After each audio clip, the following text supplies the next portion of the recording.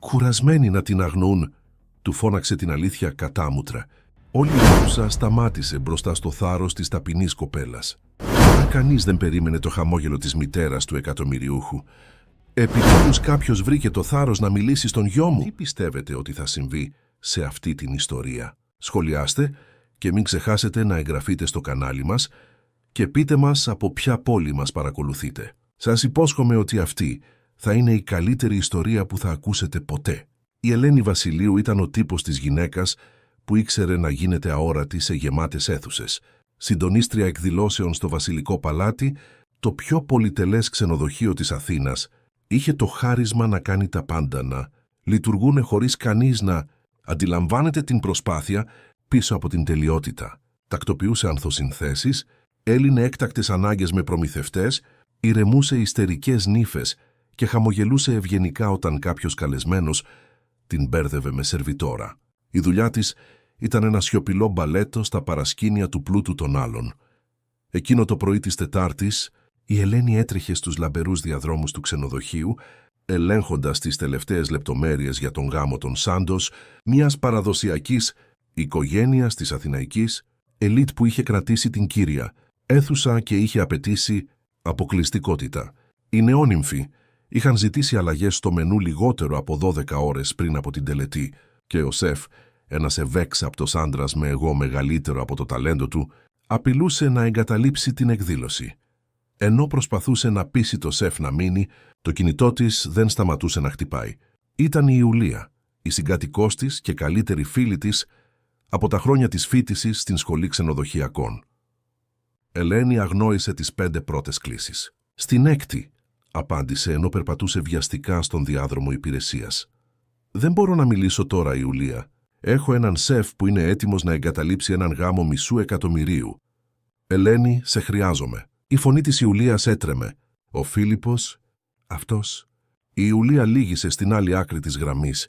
Μόλις είδα τα μηνύματα στο κινητό του. «Έχει σχέση με τη Σάρα από το λογιστήριο. Εδώ και μήνες, Ελένη. Μήνες. Και κανονίστηκε να συναντηθούν σήμερα στο καφέ Μιλάνο στις 3 το απόγευμα». Η Ελένη έκλεισε τα μάτια της, προσπαθώντας να ελέγξει την απογοήτευση. Η Ιουλία βρισκόταν στην τρίτη της αποτυχημένη σχέση μέσα σε 2 χρόνια, πάντα με άντρες που την αντιμετώπιζαν ως επιλογή, και η Ελένη αναπόφευκτα ήταν ο ώμος τον οποίο έκλαιγε η φίλη της. «Ιουλία, λυπάμαι πολύ, αλλά πρέπει να καταλάβεις ότι μου ζήτησε να τον παντρευτώ την περασμένη εβδομάδα, Ελένη, και τώρα το ανακαλύπτω αυτό. Είμαι συντετριμμένη». Η Ελένη αναστέναξε κοιτάζοντας το ρολόι. Απέμεναν 6 ώρες για την τελετή. Ο σεφ ακόμα απειλούσε να φύγει. Η διακοσμήτρια είχε τηλεφωνήσει, λέγοντας ότι οι εισαγόμενες ορχιδέες μαραίνονταν. Και όπως συνήθως, η προϊσταμένη της, Βερόνικα Μενέλαου, ήταν μυστηριωδό σε συνάντηση, αφήνοντας όλα τα προβλήματα στα χέρια της. «Πού είσαι τώρα?» ρώτησε η Ελένη κάνοντας μασάζ στον κρόταφό της. «Στο σπίτι. Δεν μπορούσα να πάω στη δουλειά έτσι». «Κοίτα, δεν μπορώ να φύγω από εδώ τώρα. Αλλά μόλις αρχίσει ο γάμος γύρω στις 8, εγώ first he was 10 Saint Indasta. Δεν καταλαβαίνεις». Η Ιουλία έκλαιγε πλέον ανοιχτά. «Θα με χωρίσει σήμερα αφού συναντήσει αυτήν». «Αυτήν!» Η Ιουλία ανάπνευσε. «Σε χρειάζομαι να...» «Θα πάω στο καφέ. Πρέπει να τον αντιμετωπίσω. Δεν μπορώ να τους αφήσω να με ταπεινώσουν έτσι». Ο εσωτερικός συναγερμός της Ελένης χτύπησε. Η Ιουλία είχε την τάση για δραματικές σκηνές και ένα δημόσιο σκάνδαλο ήταν το τελευταίο πράγμα που χρειαζόταν η φίλη της εκείνη τη στιγμή. «Όχι, Ιουλία, μην το κάνεις αυτό. Σε παρακαλώ, περίμενε να έρθω σπίτι και θα μιλήσουμε ήρεμα. Μπορούμε να τηλεφωνήσουμε στην αδελφή σου, να τη ζητήσουμε να... Ο Φίλιππος και η Σάρα είναι στο καφέ τώρα. Τώρα, Ελένη, μια φίλη μου τους είδε να μπαίνουν μαζί. Δεν μπορώ να περιμένω». Η γραμμή έπεσε. Η Ελένη προσπάθησε να καλέσει πίσω 3-4 φορές, αλλά η Ιουλία δεν απάντησε. Εκείνη τη στιγμή, ο σεφ εμφανίστηκε στον διάδρομο, με κακή διάθεση. Η Ελένη έπρεπε να καταπιεί την ανησυχία της και να επιστρέψει στη δουλειά. Αλλά η αγωνία μεγάλωνε στο στήθος της. Γνώριζε την Ιουλία αρκετά καλά για να ξέρει ότι η φίλη της θα έκανε κάποια ανοησία. 2 ώρες και μια εξαντλητική διαπραγμάτευση αργότερα, η Ελένη είχε καταφέρει να πείσει τον σεφ να μείνει, υποσχόμενη του ένα μπόνους που θα έβγαινε από τον δικό της μισθό. Οι ορχιδέες είχαν αντικατασταθεί από κρίνους και η νύφη ευτυχώς είχε εγκρίνει την αλλαγή. Όταν το συνειδητοποίησε, ήταν ήδη σχεδόν 3:30 το απόγευμα. Το κινητό της δονήθηκε. Ήταν ένα μήνυμα από την Ιουλία. «Είμαι στο καφέ Μιλάνο. Κάθεται με αυτήν. Δεν μπορώ να σταματήσω να τρέμω. Βοήθησέ με, Ελένη». Η Ελένη κοίταξε γύρω της. Η προϊσταμένη της συνέχιζε να αγνοείται. Ο γάμος φαινόταν υπό έλεγχο, τουλάχιστον για τα επόμενα 40 λεπτά, μέχρι να φτάσουν οι μουσικοί και να δημιουργήσουν νέα προβλήματα.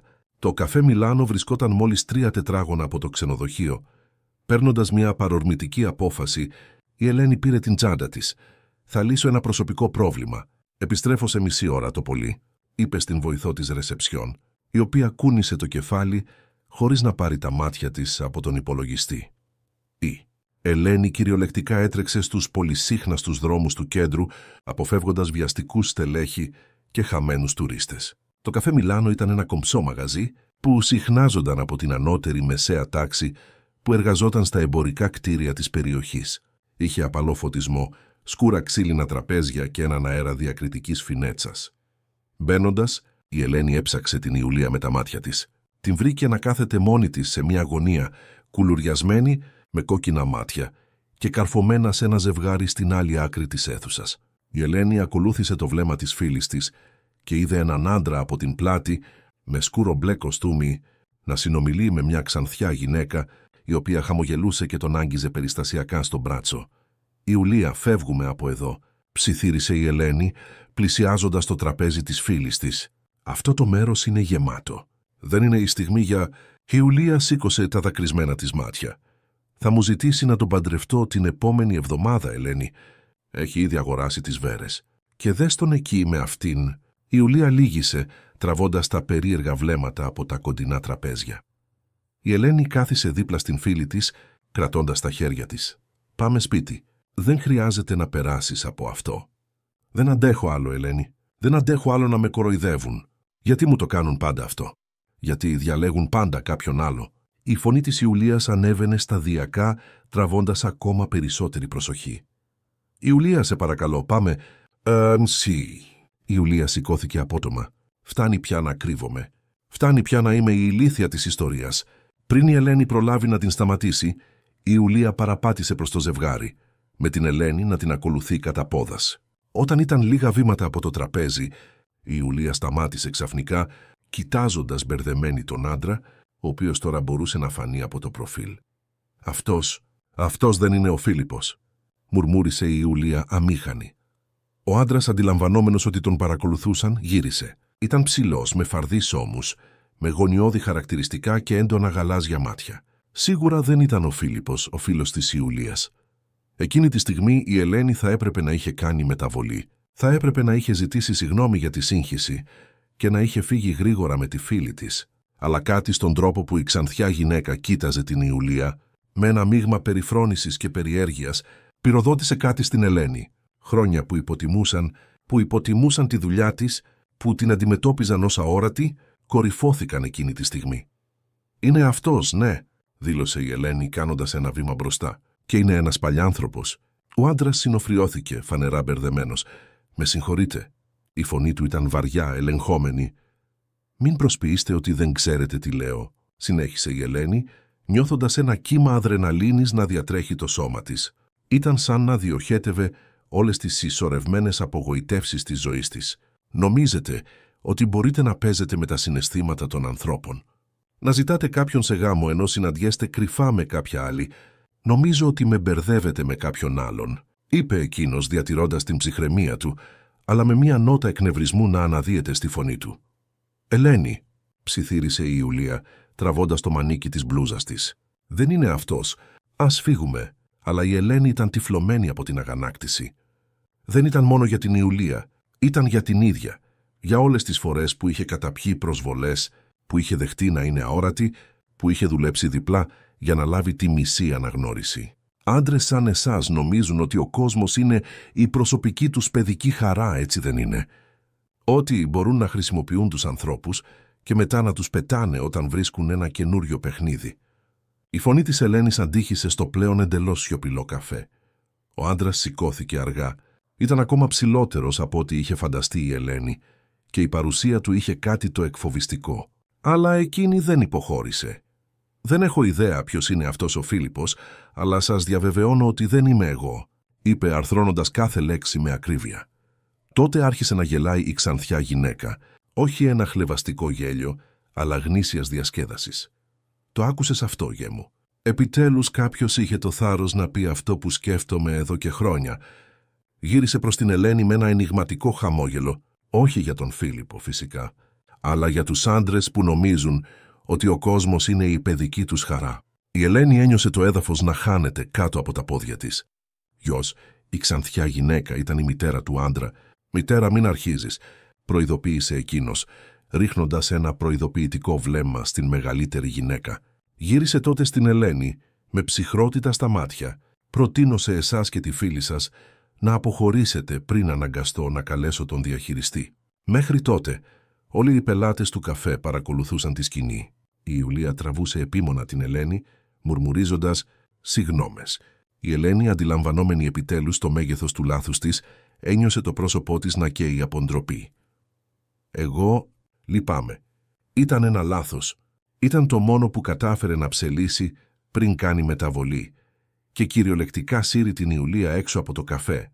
Στο πεζοδρόμιο, αναπνέοντας τον ζεστό αθηναϊκό αέρα του απογεύματος, η Ελένη προσπάθησε να ανακτήσει την ψυχραιμία της.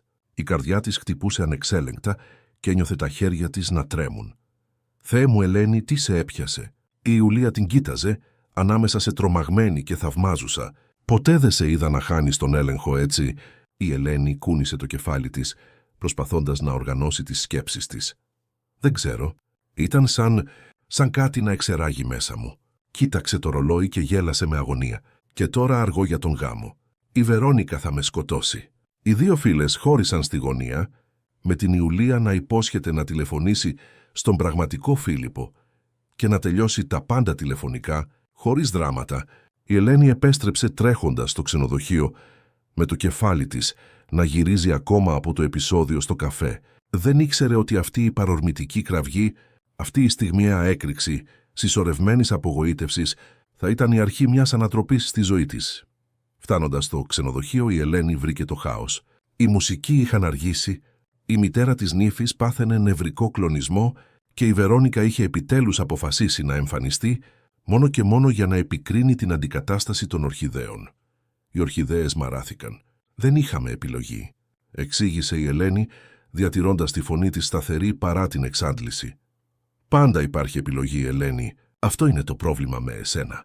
Έλλειψη δημιουργικότητας». Η Βερόνικα ρύθμισε το άψογο σακάκι της, την καθημερινή της στολή, μαζί με το βλέμμα ανωτερότητας. «Εγώ θα είχα βρει μια καλύτερη λύση». Η Ελένη συγκράτησε την επιθυμία να ρωτήσει πού βρισκόταν η Βερόνικα τις τελευταίες 8 ώρες, όταν όλες οι κρίσεις ξέσπασαν ταυτόχρονα. Αντίθετα, κούνησε το κεφάλι και επέστρεψε στη δουλειά, ελέγχοντας τον φωτισμό της αίθουσας. Ο γάμος, παρά τις δυσκολίες, άρχισε ακριβώς στις 8. Η νύφη έλαμπε στο φόρεμά της από γαλλική δαντέλα, ο γαμπρός φαινόταν γνήσια ερωτευμένος και οι καλεσμένοι σχολίαζαν ότι ήταν η πιο κομψή γιορτή της σεζόν. Άλλη μια επιτυχία στο αόρατο βιογραφικό της Ελένης, άλλη μια μέρα δουλειά στην οποία είχε δώσει πολλά και είχε λάβει λίγα σε αντάλλαγμα. Γύρω στις 10 το βράδυ, με το πάρτι σε πλήρη εξέλιξη και καμία έκτακτη ανάγκη στον ορίζοντα, η Ελένη επέτρεψε στον εαυτό της μια στιγμή ανάπαυσης στο μικρό γραφείο που ήταν προσαρτημένο στην αίθουσα. Τότε χτύπησε το κινητό της. Άγνωστος αριθμός. «Ελένη Βασιλείου», απάντησε επαγγελματίας όπως πάντα. «Δεσποινής Βασιλείου». Η ανδρική φωνή στην άλλη άκρη ήταν βαριά και ελεγχόμενη, παραδόξως οικία. «Εδώ είναι ο Γαβριήλ Μελισσινός». Η Ελένη συνοφριώθηκε, το όνομα δεν της έλεγε τίποτα. «Πώς μπορώ να σας βοηθήσω?» «Πιστεύω ότι δεν έχουμε ακόμα συστηθεί δεόντως. Είμαι ο άντρας που η Δεσποινής αποκάλεσε παλιάνθρωπο σήμερα το απόγευμα στο καφέ Μιλάνο». Το αίμα της Ελένης πάγωσε. Ο άντρας από το καφέ, αυτός που είχε μπερδέψει με τον φίλο της Ιουλίας. «Κύριε Μελισσινέ, λυπάμαι πραγματικά για το λάθος. Ήταν μια αμήχανη κατάσταση και ζητώ τις ειλικρινείς μου συγγνώμες». Υπήρξε μια παύση στην άλλη άκρη της γραμμής. «Δέχομαι τις συγγνώμες σας. Ωστόσο η μητέρα μου θα ήθελε να σας μιλήσει». «Η μητέρα σας?» Η Ελένη δεν μπόρεσε να κρύψει την έκπληξή της. «Ναι, η Βερενίκη Μελισσίνου». Έμεινε εντυπωσιασμένη από τη στάση σας σήμερα. Η Ελένη έκλεισε τα μάτια της, προβλέποντας μια πιθανή αγωγή για συκοφαντική δυσφήμιση. Ήταν το μόνο που έλειπε για να ολοκληρωθεί η μέρα της. Κατανοώ. Πότε θα ήθελε να μιλήσει? Αύριο, αν είναι δυνατόν. Στο γραφείο της, στις 10 το πρωί. Η Ελένη δίστασε. Είχε μια σημαντική συνάντηση στο ξενοδοχείο, αλλά η προοπτική να αντιμετωπίσει νομικά προβλήματα ήταν ακόμα πιο ανησυχητική. «Θα είμαι εκεί.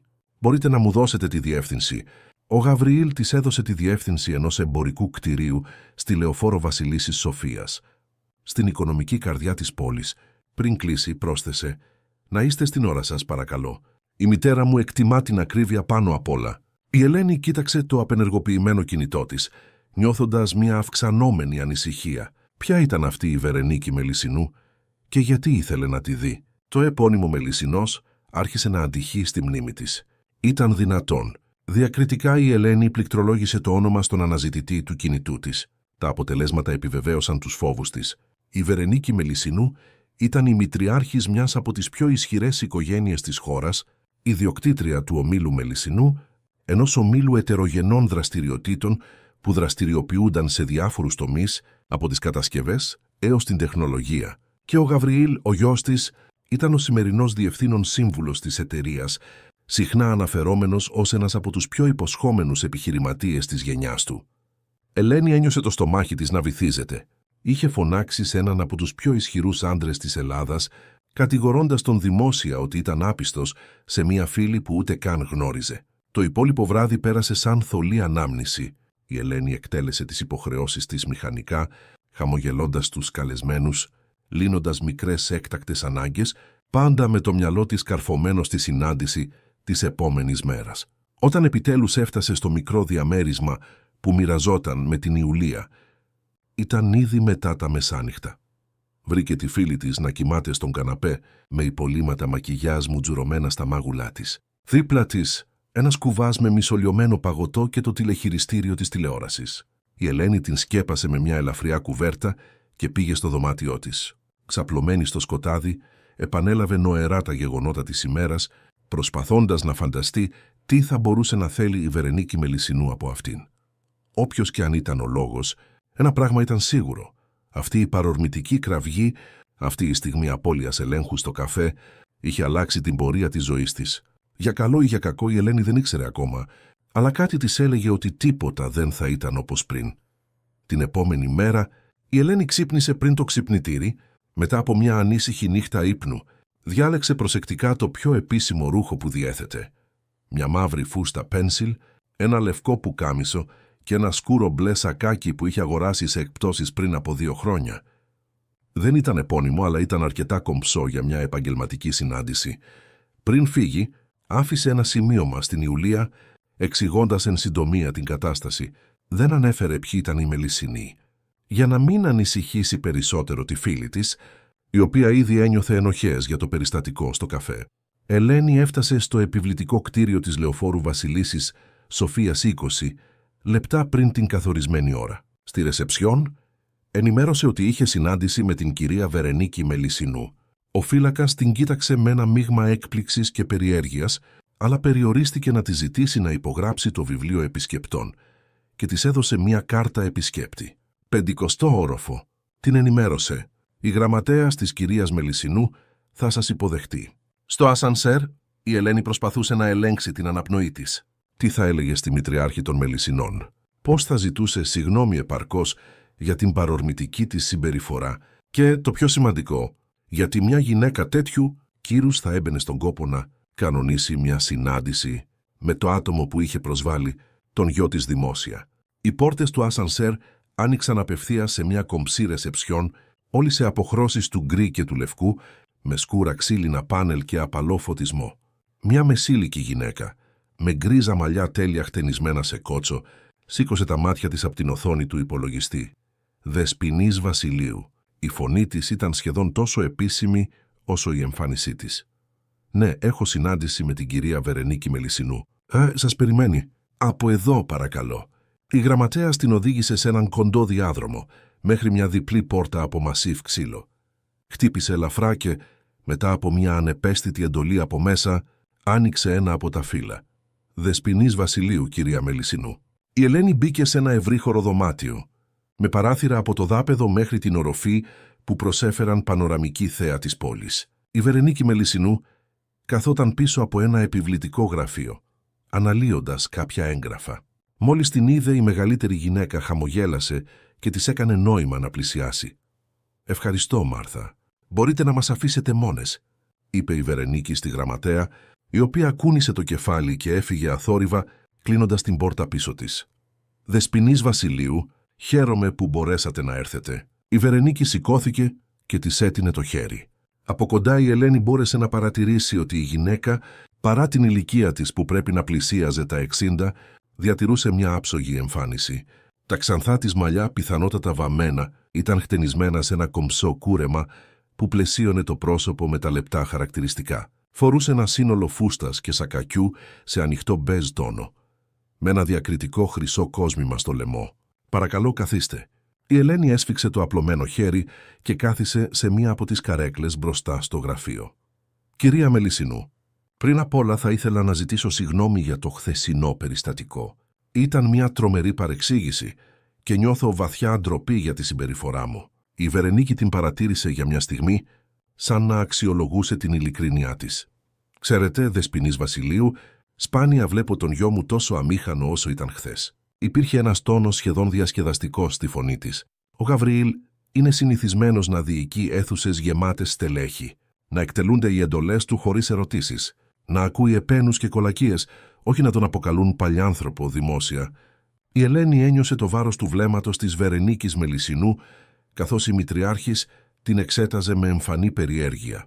Η σιωπή στο ευρύχωρο δωμάτιο φαινόταν να ενισχύει τον ήχο της αναπνοής της Ελένης, η οποία πάλευε να διατηρήσει την ψυχραιμία της. «Ξέρετε γιατί σας κάλεσα εδώ σήμερα?» ρώτησε τελικά η Βερενίκη, σκύβοντας ελαφρά προς τα εμπρός.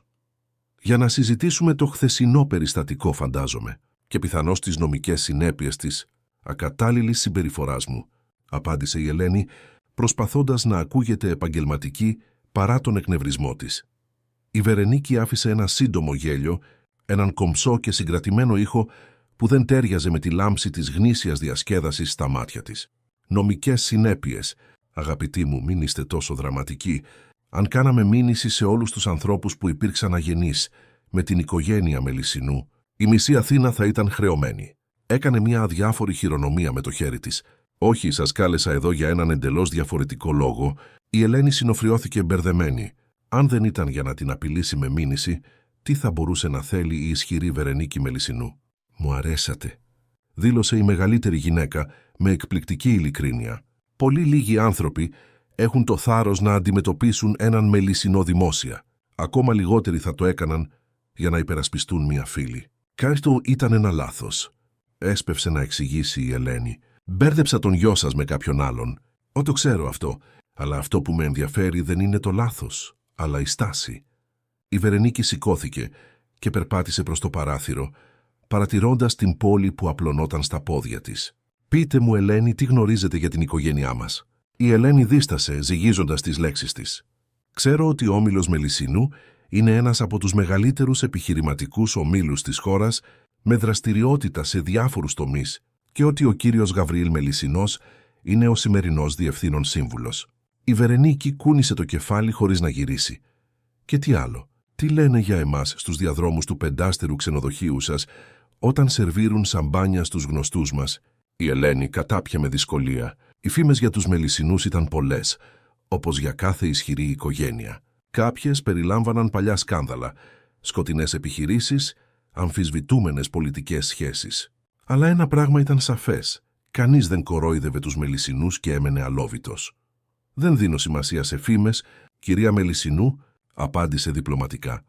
Η μεγαλύτερη γυναίκα γύρισε με ένα ειρωνικό χαμόγελο στα χείλη της, μια συνετή απάντηση, αλλά μη ικανοποιητική. Επέστρεψε στην καρέκλα της.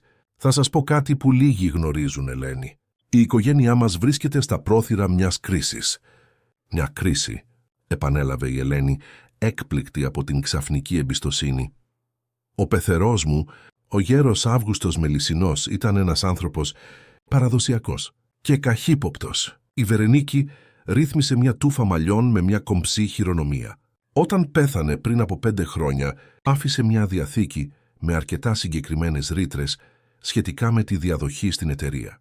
Η Ελένη κούνησε το κεφάλι, χωρίς να καταλαβαίνει ακόμα πού θα οδηγούσε αυτή η συζήτηση. Η κύρια ρήτρα καθόριζε ότι για να αναλάβει οριστικά τον έλεγχο της εταιρείας, ο Γαβριήλ θα έπρεπε να είναι παντρεμένος για τουλάχιστον 1 χρόνο πριν συμπληρώσει τα 35 του χρόνια. «Και ποια είναι η σημερινή ηλικία του γιού σας?» «Ο Γαβριήλ θα συμπληρώσει τα 34 του σε 2 μήνες», απάντησε η Βερενίκη. «Και όπως ίσως παρατηρήσατε χθες, δεν είναι ακριβώς αυτό που θα μπορούσε κανείς να αποκαλέσει έναν παντρεμένο άντρα». Η Ελένη άρχιζε να καταλαβαίνει την κατάσταση, αλλά ακόμα δεν έβλεπε πώς την αφορούσε. Τι θα συμβεί αν δεν εκπληρώσει αυτή τη ρήτρα? Η Βερενίκη αναστέναξε και για μία στιγμή η μάσκα της αριστοκρατικής ψυχραιμίας έδωσε τη θέση της σε μια έκφραση γνήσιας ανησυχίας. Ο πλειοψηφικός έλεγχος της εταιρείας θα περάσει στον ξάδελφο του Γαβριήλ, Ριχάρδο Μελισσινό, έναν άντρα του οποίου οι επιχειρηματικές μέθοδοι είναι, ας πούμε, αμφισβητήσιμες. Η Ελένη επεξεργάστηκε την πληροφορία αργά, προσπαθώντας να τοποθετήσει τα κομμάτια του παζλ. «Και τι σχέση έχει αυτό με μένα, κυρία Μελισσινού?» Η Βερενίκη την κοίταξε απευθείας, με μια ένταση που έκανε την Ελένη να συρρικνωθεί ανεπαίσθητα στην καρέκλα. «Πρέπει να παντρευτείτε τον γιο μου». Για μια στιγμή η Ελένη νόμιζε ότι είχε ακούσει λάθος. «Πώς? Είναι μια επιχειρηματική πρόταση, Ελένη», εξήγησε η Βερενίκη με εκπληκτική φυσικότητα. «Ένα συμβόλαιο γάμου διάρκειας 1 έτους. Παντρεύεστε, διατηρείτε τις εμφανίσεις δημόσια, ζείτε κάτω από την ίδια στέγη και, αφού ικανοποιηθεί η ρήτρα της διαθήκης, παίρνετε διαζύγιο διακριτικά». Η Ελένη άνοιξε και έκλεισε το στόμα της μερικές φορές, χωρίς να καταφέρνει να αρθρώσει μια συνεκτική απάντηση. Τελικά βρήκε τη φωνή της. Αυτό είναι τρέλα. Πες του τιούτσνε σάμνα. Πρες του τσις, αυτό είναι επιχείρηση», διόρθωσε η Βερενίκη. «Και θα ήταν πολύ καλά αμοιβόμενο φυσικά». «Πες ίντας φέντεφια εις ασέτσα. Δεν είναι πως». Η ερώτηση ξέφυγε από τα χείλη της Ελένης πριν προλάβει να την συγκρατήσει και αμέσως μετά μετάνιωσε για τον μισθοφορικό τόνο. Αλλά η Βερενίκη δεν φάνηκε προσβεβλημένη. Αντιθέτως, ένα χαμόγελο έγκρισης εμφανίστηκε στο πρόσωπό της. 2 εκατομμύρια ευρώ. Τα μισά προκαταβολικά, τα μισά στο τέλος του συμβολέου. Το δωμάτιο φάνηκε να περιστρέφεται γύρω από την Ελένη. 2 εκατομμύρια ευρώ. Ήταν περισσότερα χρήματα από όσα θα κέρδιζε σε 20 χρόνια δουλειά στο ξενοδοχείο. Γιατί εγώ? Πρέπει να υπάρχουν εκατοντάδες γυναίκες που θα δέχονταν αυτή την πρόταση χωρίς να το σκεφτούν. «Ακριβώς για αυτό», απάντησε η Βερενίκη. «Οποιοδήποτε μοντέλο ή κοσμική που θα προσεγγίζαμε θα ήταν αμέσως ύποπτη. Ο τύπος θα έκανε τη σύνδεση με τη ρήτρα της διαθήκης μέσα σε λίγες ώρες. Αλλά εσείς έκανε μια αξιολογική παύση. Είστε άγνωστοι. Εργάζεστε στα παρασκήνια. Δεν έχετε σχέσεις με τον κοινωνικό μας κύκλο και το πιο σημαντικό, δείξατε ότι έχετε αρκετή προσωπικότητα για να αντιμετωπίσετε τον γιο μου». Η Ελένη κούνησε το κεφάλι της, ακόμα ζαλισμένη. Αυτό συμφώνησε σε αυτό. Το χαμόγελο της Βερενίκης μειώθηκε ελαφρώς. Ο Γαβριήλ κατανοεί την ανάγκη. Συμφωνεί με το σχέδιο, αν και δεν είναι ενθουσιασμένος. «Και τι θα έλεγα στους ανθρώπους, στην οικογένειά μου, στους φίλους μου? Πώς θα εξηγούσα έναν ξαφνικό γάμο με έναν από τους πλουσιότερους άντρες της χώρας? Ένας κεραυνοβόλος έρωτας. Συμβαίνει συνέχεια. Γνωριστήκατε, ερωτευτήκατε, αποφασίσατε να μην περιμένετε». Η Βερενίκη σήκωσε τους ώμους, σαν να ήταν το πιο φυσικό πράγμα στον κόσμο. Οι άνθρωποι λατρεύουν τις απίθανες ιστορίες αγάπης. Η Ελένη σηκώθηκε απότομα, νιώθοντας την ανάγκη να κινηθεί, να αναπνεύσει. «Αυτό είναι παράλογο. Δεν μπορώ απλώς να προσποιηθώ ότι είμαι η σύζυγος κάποιου για χρήματα». «Όχι για χρήματα, Ελένη. Για την επιβίωση της εταιρείας. Για τις χιλιάδες θέσεις εργασίας που εξαρτώνται από αυτήν». Η Βερενίκη έκανε μια στρατηγική παύση και ίσως για κάτι πιο προσωπικό, κάτι που αυτό το ποσό θα μπορούσε να λύσει στη δική σας ζωή. Η Ελένη πάγωσε. «Τι εννοείτε?» «Έκανα μία μικρή έρευνα για εσάς, Ελένη. Ξέρω ότι είστε 28 ετών, απόφοιτος ξενοδοχειακών σπουδών από το Πανεπιστήμιο Πειραιά. Οι γονείς σας ζουν στη Λάρισα. Μοιράζεστε διαμέρισμα με την Ιουλία Αλμέιδα, τη φίλη σας από το Πανεπιστήμιο». Η Βερενίκη μιλούσε με την ακρίβεια κάποιου που έχει διαβάσει μια λεπτομερή αναφορά. Και ξέρω επίσης για το αγόρι. Η Ελένη ένιωσε το αίμα της να παγώνει στις φλέβες της. «Ποιο αγόρι?» «Θα σε κοίτατε μόντσαο να σείτε ο Μιχαήλ, γιος της Μαριάννας Κώστα, της άλλης σας καλής φίλης από το πανεπιστήμιο, αυτή που πέθανε πέρυσι, αφήνοντας τον 5χρονο γιο της στη φροντίδα της γιαγιάς του». Η Ελένη επέστρεψε αργά στην καρέκλα, νιώθοντας τα πόδια της να αδυνατίζουν. «Πώς ξέρετε για τον Μιχαήλ?» «Όπως είπα, έκανα μια μικρή έρευνα». Η Βερενίκη συνέχιζε ατάραχη. «Ξέρω ότι επισκέπτεστε το αγόρι κάθε εβδομάδα. Ξέρω ότι η γιαγιά του, η κυρία Τερέζα, δυσκολεύεται να πληρώσει την εξειδικευμένη θεραπεία που χρειάζεται για την συγγενή καρδιακή του πάθηση». Η Ελένη έκλεισε τα μάτια της, νιώθοντας ένα κύμα αντικρουόμενων συναισθημάτων. Οργή για την εισβολή στην ιδιωτική της ζωή. Ντροπή που η οικονομική της κατάσταση ήταν εκτεθειμένη. Και πάνω απ' όλα, μια αιχμή ελπίδα σκεπτόμενη τι θα μπορούσαν να σημαίνουν 2 εκατομμύρια ευρώ για τον Μιχαήλ. «Δεν προσπαθώ να σας χειραγωγήσω, Ελένη», συνέχισε η Βερενίκη με έναν τόνο σχεδόν μητρικό. «Προσφέρω μια λύση που ωφελεί όλους. Η οικογένειά μου διατηρεί τον έλεγχο της εταιρείας. Εσείς λαμβάνετε ένα ποσό που μπορεί να αλλάξει τη ζωή σας και τη ζωή των ανθρώπων που αγαπάτε. Ένας χρόνος περνάει γρήγορα». Η Ελένη άνοιξε τα μάτια της και κοίταξε την μεγαλύτερη γυναίκα. «Και ο γιος σας, τι πιστεύει για όλα εσ?» «Πιστεύει για όλα αυτά». Σαν απάντηση στην ερώτησή της, η πόρτα του γραφείου άνοιξε και ο Γαβριήλ Μελισσινός μπήκε στην αίθουσα. Ντυμένος με ένα άψογα κομμένο κοστούμι σε γραφίτι τόνο, φαινόταν ακόμα πιο επιβλητικός από ό,τι τον θυμόταν η Ελένη. Τα γαλάζια μάτια του την κοίταξαν με ψυχρότητα. «Ο γιος μου σκέφτεται ακριβώς όπως εγώ, ότι πρόκειται για μια αναγκαία και προσωρινή διευθέτηση», απάντησε η Βερενίκη, χωρίς να δώσει στον Γαβριήλ την ευκαιρία να μιλήσει για τον εαυτό του. «Έτσι δεν είναι, Γαβριήλ». Εκείνος περπάτησε μέχρι το γραφείο της μητέρας του, χωρίς να χαιρετήσει την Ελένη.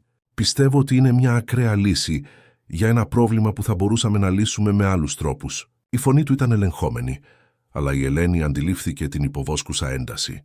«Αλλά αφού επιμένουμε σε αυτόν τον δρόμο, ναι, είναι αναγκαία και προσωρινή». Μια άβολη σιωπή επικράτησε στην αίθουσα.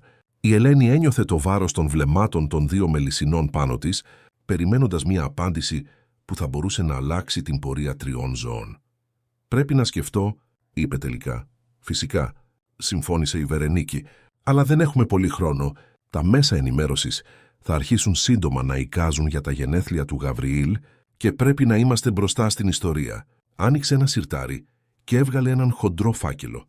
«Εδώ είναι μια επίσημη πρόταση του συμβολέου, καθώς και πληροφορίες για την οικογένεια και την εταιρεία που θα πρέπει να γνωρίζετε σε περίπτωση που δεχτείτε». Η Ελένη πήρε τον φάκελο με ελαφρώς τρεμάμενα δάχτυλα. «Πόσο χρόνο έχω να αποφασίσω?» «Μέχρι αύριο το μεσημέρι», απάντησε ο Γαβριήλ μιλώντας απευθείας σε αυτήν για πρώτη φορά. Δεν υπήρχε εχθρότητα στη φωνή του, μόνο μια ψυχρή αποτελεσματικότητα, σαν να έκλεινε οποιαδήποτε άλλη συμφωνία. «Αν δεχτείτε, θα ξεκινήσουμε αμέσως τις προετοιμασίες. Αν αρνηθείτε, θα αναζητήσουμε άλλη λύση». Η Ελένη κούνησε το κεφάλι σηκώνοντας τον φάκελο στο χέρι της. «Αύριο το μεσημέρι», επιβεβαίωσε. Η Βερενίκη την συνόδευσε μέχρι την πόρτα, αφήνοντας τον Γαβριήλ πίσω. «Ξέρω ότι φαίνεται τρομακτικό, Ελένη», είπε με χαμηλή φωνή, καθώς περπατούσαν στον διάδρομο. «Αλλά έχετε περισσότερη δύναμη από ό,τι φαντάζεστε. Το είδα στο καφέ χθες». Η Ελένη δεν απάντησε. Το κεφάλι της γύριζε με δυνατότητες, συνέπειες, φόβους και πάνω απ' όλα με την εικόνα του Μιχαήλ, του γιού της αποθανούσας φίλης της, ο οποίος θα μπορούσε επιτέλους να λάβει τη θεραπεία που τόσο χρειαζόταν. Στον δρόμο της επιστροφής στο ξενοδοχείο, η Ελένη τηλεφώνησε στη Βερόνικα, επινοώντας μια οικογενειακή έκτακτη ανάγκη για να δικαιολογήσει την απουσία της. Δεν αναγνώριζε τον εαυτό της, αυτή, που ήταν πάντα τόσο σωστή, τόσο υπεύθυνη, τώρα έλεγε ψέματα στην προϊσταμένη της και σκεφτόταν σοβαρά έναν εικονικό γάμο για χρήματα. Τι συνέβαινε στη ζωή της? Φτάνοντας στο μικρό διαμέρισμα που μοιραζόταν με την Ιουλία, βρήκε τη φίλη της στον καναπέ να παρακολουθεί μια επανάληψη σαπουνόπερας. «Πώς ήταν η συνάντηση με τη μητέρα του τύπου?» ρώτησε η Ιουλία χαμηλώνοντας την ένταση της τηλεόρασης. Η Ελένη δίστασε, μην ξέροντας πώς να εξηγήσει την σουρεαλιστική πρόταση που είχε λάβει. «Ήταν ενδιαφέρουσα». «Ενδιαφέρουσα πώς? Θα μας μηνύσουν?» Η Ιουλία φάνηκε πραγματικά ανήσυχη. «Όχι, τίποτα από αυτά». Η Ελένη πέταξε την τσάντα της στο τραπέζι και κάθισε δίπλα στη φίλη της. Στην πραγματικότητα, μου πρόσφερε μια δουλειά. Δεν ήταν ακριβώς ψέμα, σκέφτηκε η Ελένη. Άλλωστε, τι ήταν ένας γάμος με συμβόλαιο παρά ένας πολύ συγκεκριμένος τύπος δουλειάς. Σοβαρά, τι είδους δουλειά? Άστι η φορετσία μπαταφάνε. Πεσίτα, είναι περίπλοκο. Περιλαμβάνει εκπροσώπηση. Δημόσια εικόνα. Η Ελένη απέφυγε το βλέμμα, ανίκανη να δώσει περισσότερες λεπτομέρειες χωρίς να αποκαλύψει την αλήθεια. Η Ιουλία την παρατήρησε με περιέργεια. Κάτι περίεργο συμβαίνει. Είσαι διαφορετική από χθες. Η Ελένη αναστέναξε. Η Ιουλία την ήξερε πολύ καλά. Απλώς σκέφτομαι τον Μιχαήλ. Η έκφραση της Ιουλίας μαλάκωσε αμέσως. Και αυτή ήταν φίλη της Μαριάννας, αν και όχι τόσο στενή όσο η Ελένη. Πώς είναι? Έχω καιρό να πάω μαζί σου να τον επισκεφτούμε. Λιοκόης Σαρόνς, το ίδιο. Η εγχείρηση που χρειάζεται. Η Ελένη κατάπιε με δυσκολία, νιώθοντας το συναίσθημα να ανεβαίνει. Κοστίζει πολύ η Ιουλία. Και το σχέδιο υγείας αρνείται να το καλύψει επειδή το θεωρούν πειραματικό. Η Ιουλία έσφιξε το χέρι της. Το ξέρω, αλλά θα πάνε όλα καλά. Με κάποιο τρόπο. Πάντα πάνε. Η Ελένη κοίταξε τον φάκελο στην τσάντα της. 2 εκατομμύρια ευρώ. Αρκετά για να πληρώσει την εγχείρηση του Μιχαήλ, να εξασφαλίσει τους καλύτερους ειδικούς, να δημιουργήσει ένα ταμείο για το μέλλον του. Αρκετά για να δώσει στην κυρία Τερέζα, την ήδη ηλικιωμένη γιαγιά του αγοριού, κάποια άνεση μετά από τόσες θυσίες. Και αν δεν πάνε, ρώτησε η Ελένη, περισσότερο στον εαυτό της παρά στη φίλη της, και αν μερικές φορές χρειαστεί να κάνουμε δύσκολες επιλογές, πράγματα που ποτέ δεν φανταζόμασταν ότι θα κάναμε. Η Ιουλία συνοφριώθηκε. Τι είδους δουλειά ακριβώς σου πρόσφερε αυτή η γυναίκα, Ελένη? Ρίμα, δεν είναι τίποτα παράνομο. Έσπευσε να διευκρινίσει. Είναι απλώς ανορθόδοξο. Χάριση που τώρα με τρομάζεις. Η Ελένη έκανε ένα ψεύτικο χαμόγελο, προσπαθώντας να διαλύσει την ένταση. Μην ανησυχείς. Απλώς σκέφτομαι φωναχτά. Θα εξετάσω όλες τις επιλογές προσεκτικά. Εκείνο το βράδυ η Ελένη δεν μπόρεσε να κοιμηθεί. Γύρισε στο κρεβάτι αμέτρητες φορές, σκεπτόμενη τις πιθανές συνέπειες της απόφασής της. Αν δεχόταν, θα συνέδεε τη ζωή της, την εικόνα της, τη φήμη της, με μια από τις πιο ισχυρές και πολυσυζητημένες οικογένειες της χώρας. Θα άρχιζε να τη βλέπουν ως τη σύζυγο του Γαβριήλ Μελισσινού, υποκείμενη σε φλας πρωτοσέλιδα, εικασίες. Αλλά αν αρνούνταν, θα συνέχιζε την ασφαλή και προβλέψιμη ζωή της. Μια υποτιμημένη συντονίστρια εκδηλώσεων, που ζούσε με ενίκιο, ανίκανη να κάνει τη διαφορά στη ζωή του Μιχαήλ, του αγοριού που είχε ορκιστεί να προστατεύσει στο νεκροκρέβατο της φίλης της. Στις 3 το πρωί, η Ελένη σηκώθηκε και άνοιξε τον φάκελο που είχε αφήσει η Βερενίκη. Εκτός από το συμβόλαιο, υπήρχε ένας φάκελος με πληροφορίες για την οικογένεια Μελισσινού, ρεπορτάζ για την εταιρεία, προφίλ του Γαβριήλ και, αυτό που την εντυπωσίασε περισσότερο, μια λεπτομερή ιατρική έκθεση για την κατάσταση του Μιχαήλ, συμπεριλαμβανομένης της γνώμης αναγνωρισμένων ειδικών σχετικά με τη συνιστόμενη θεραπεία. Η Βερενίκη είχε κάνει την εργασία της με τρομακτική αποτελεσματικότητα.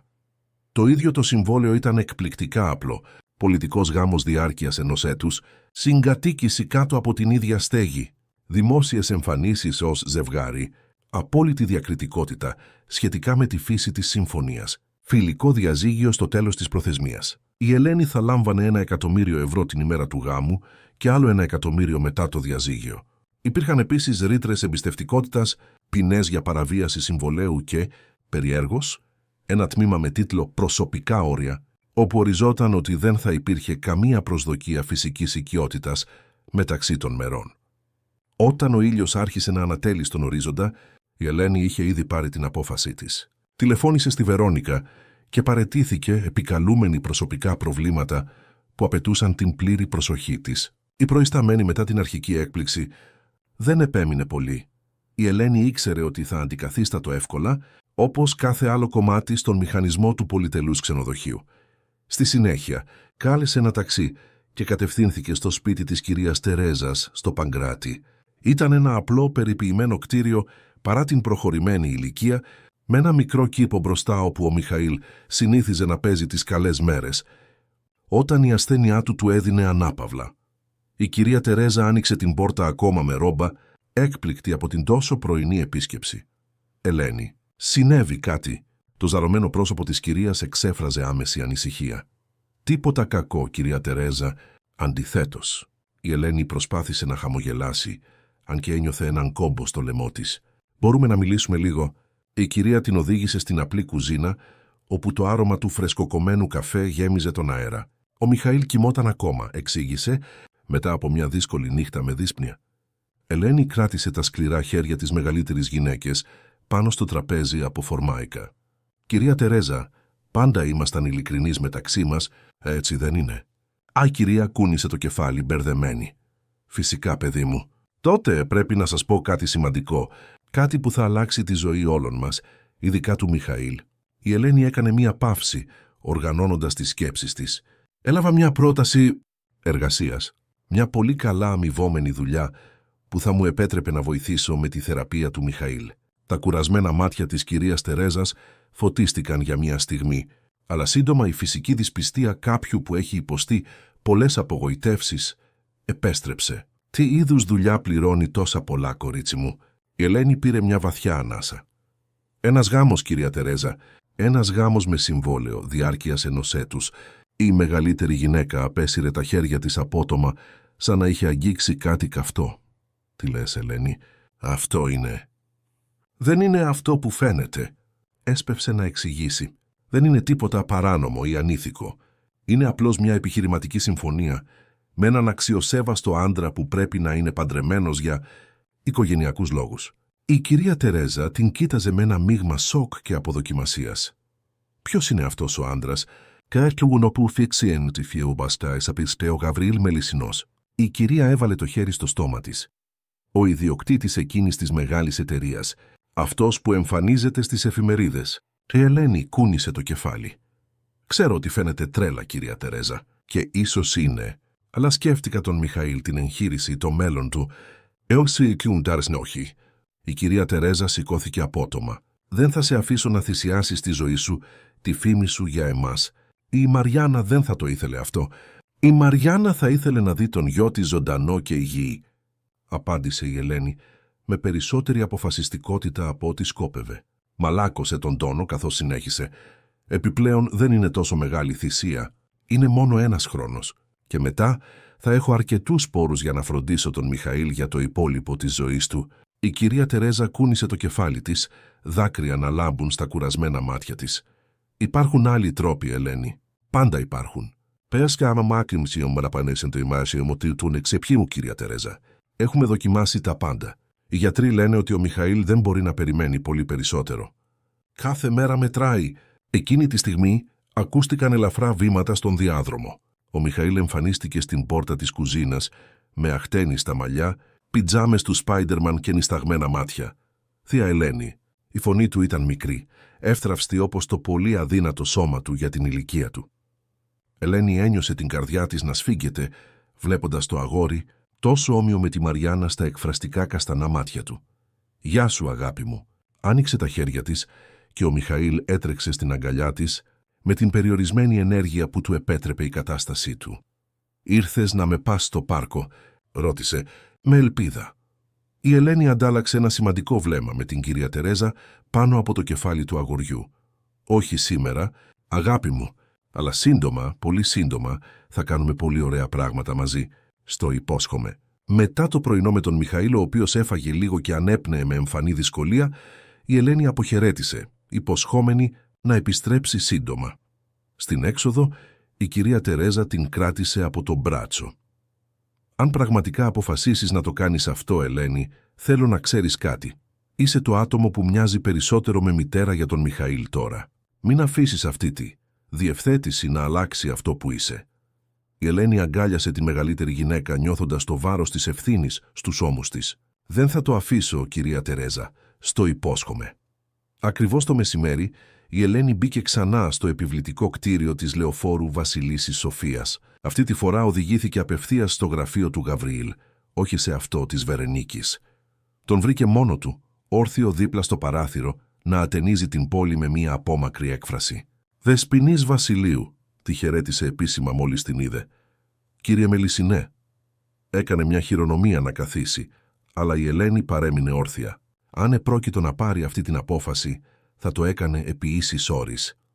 «Σκέφτηκα πολύ την πρόταση της μητέρας σας», άρχισε, διατηρώντας τη φωνή της σταθερή παρά τον εκνευρισμό της.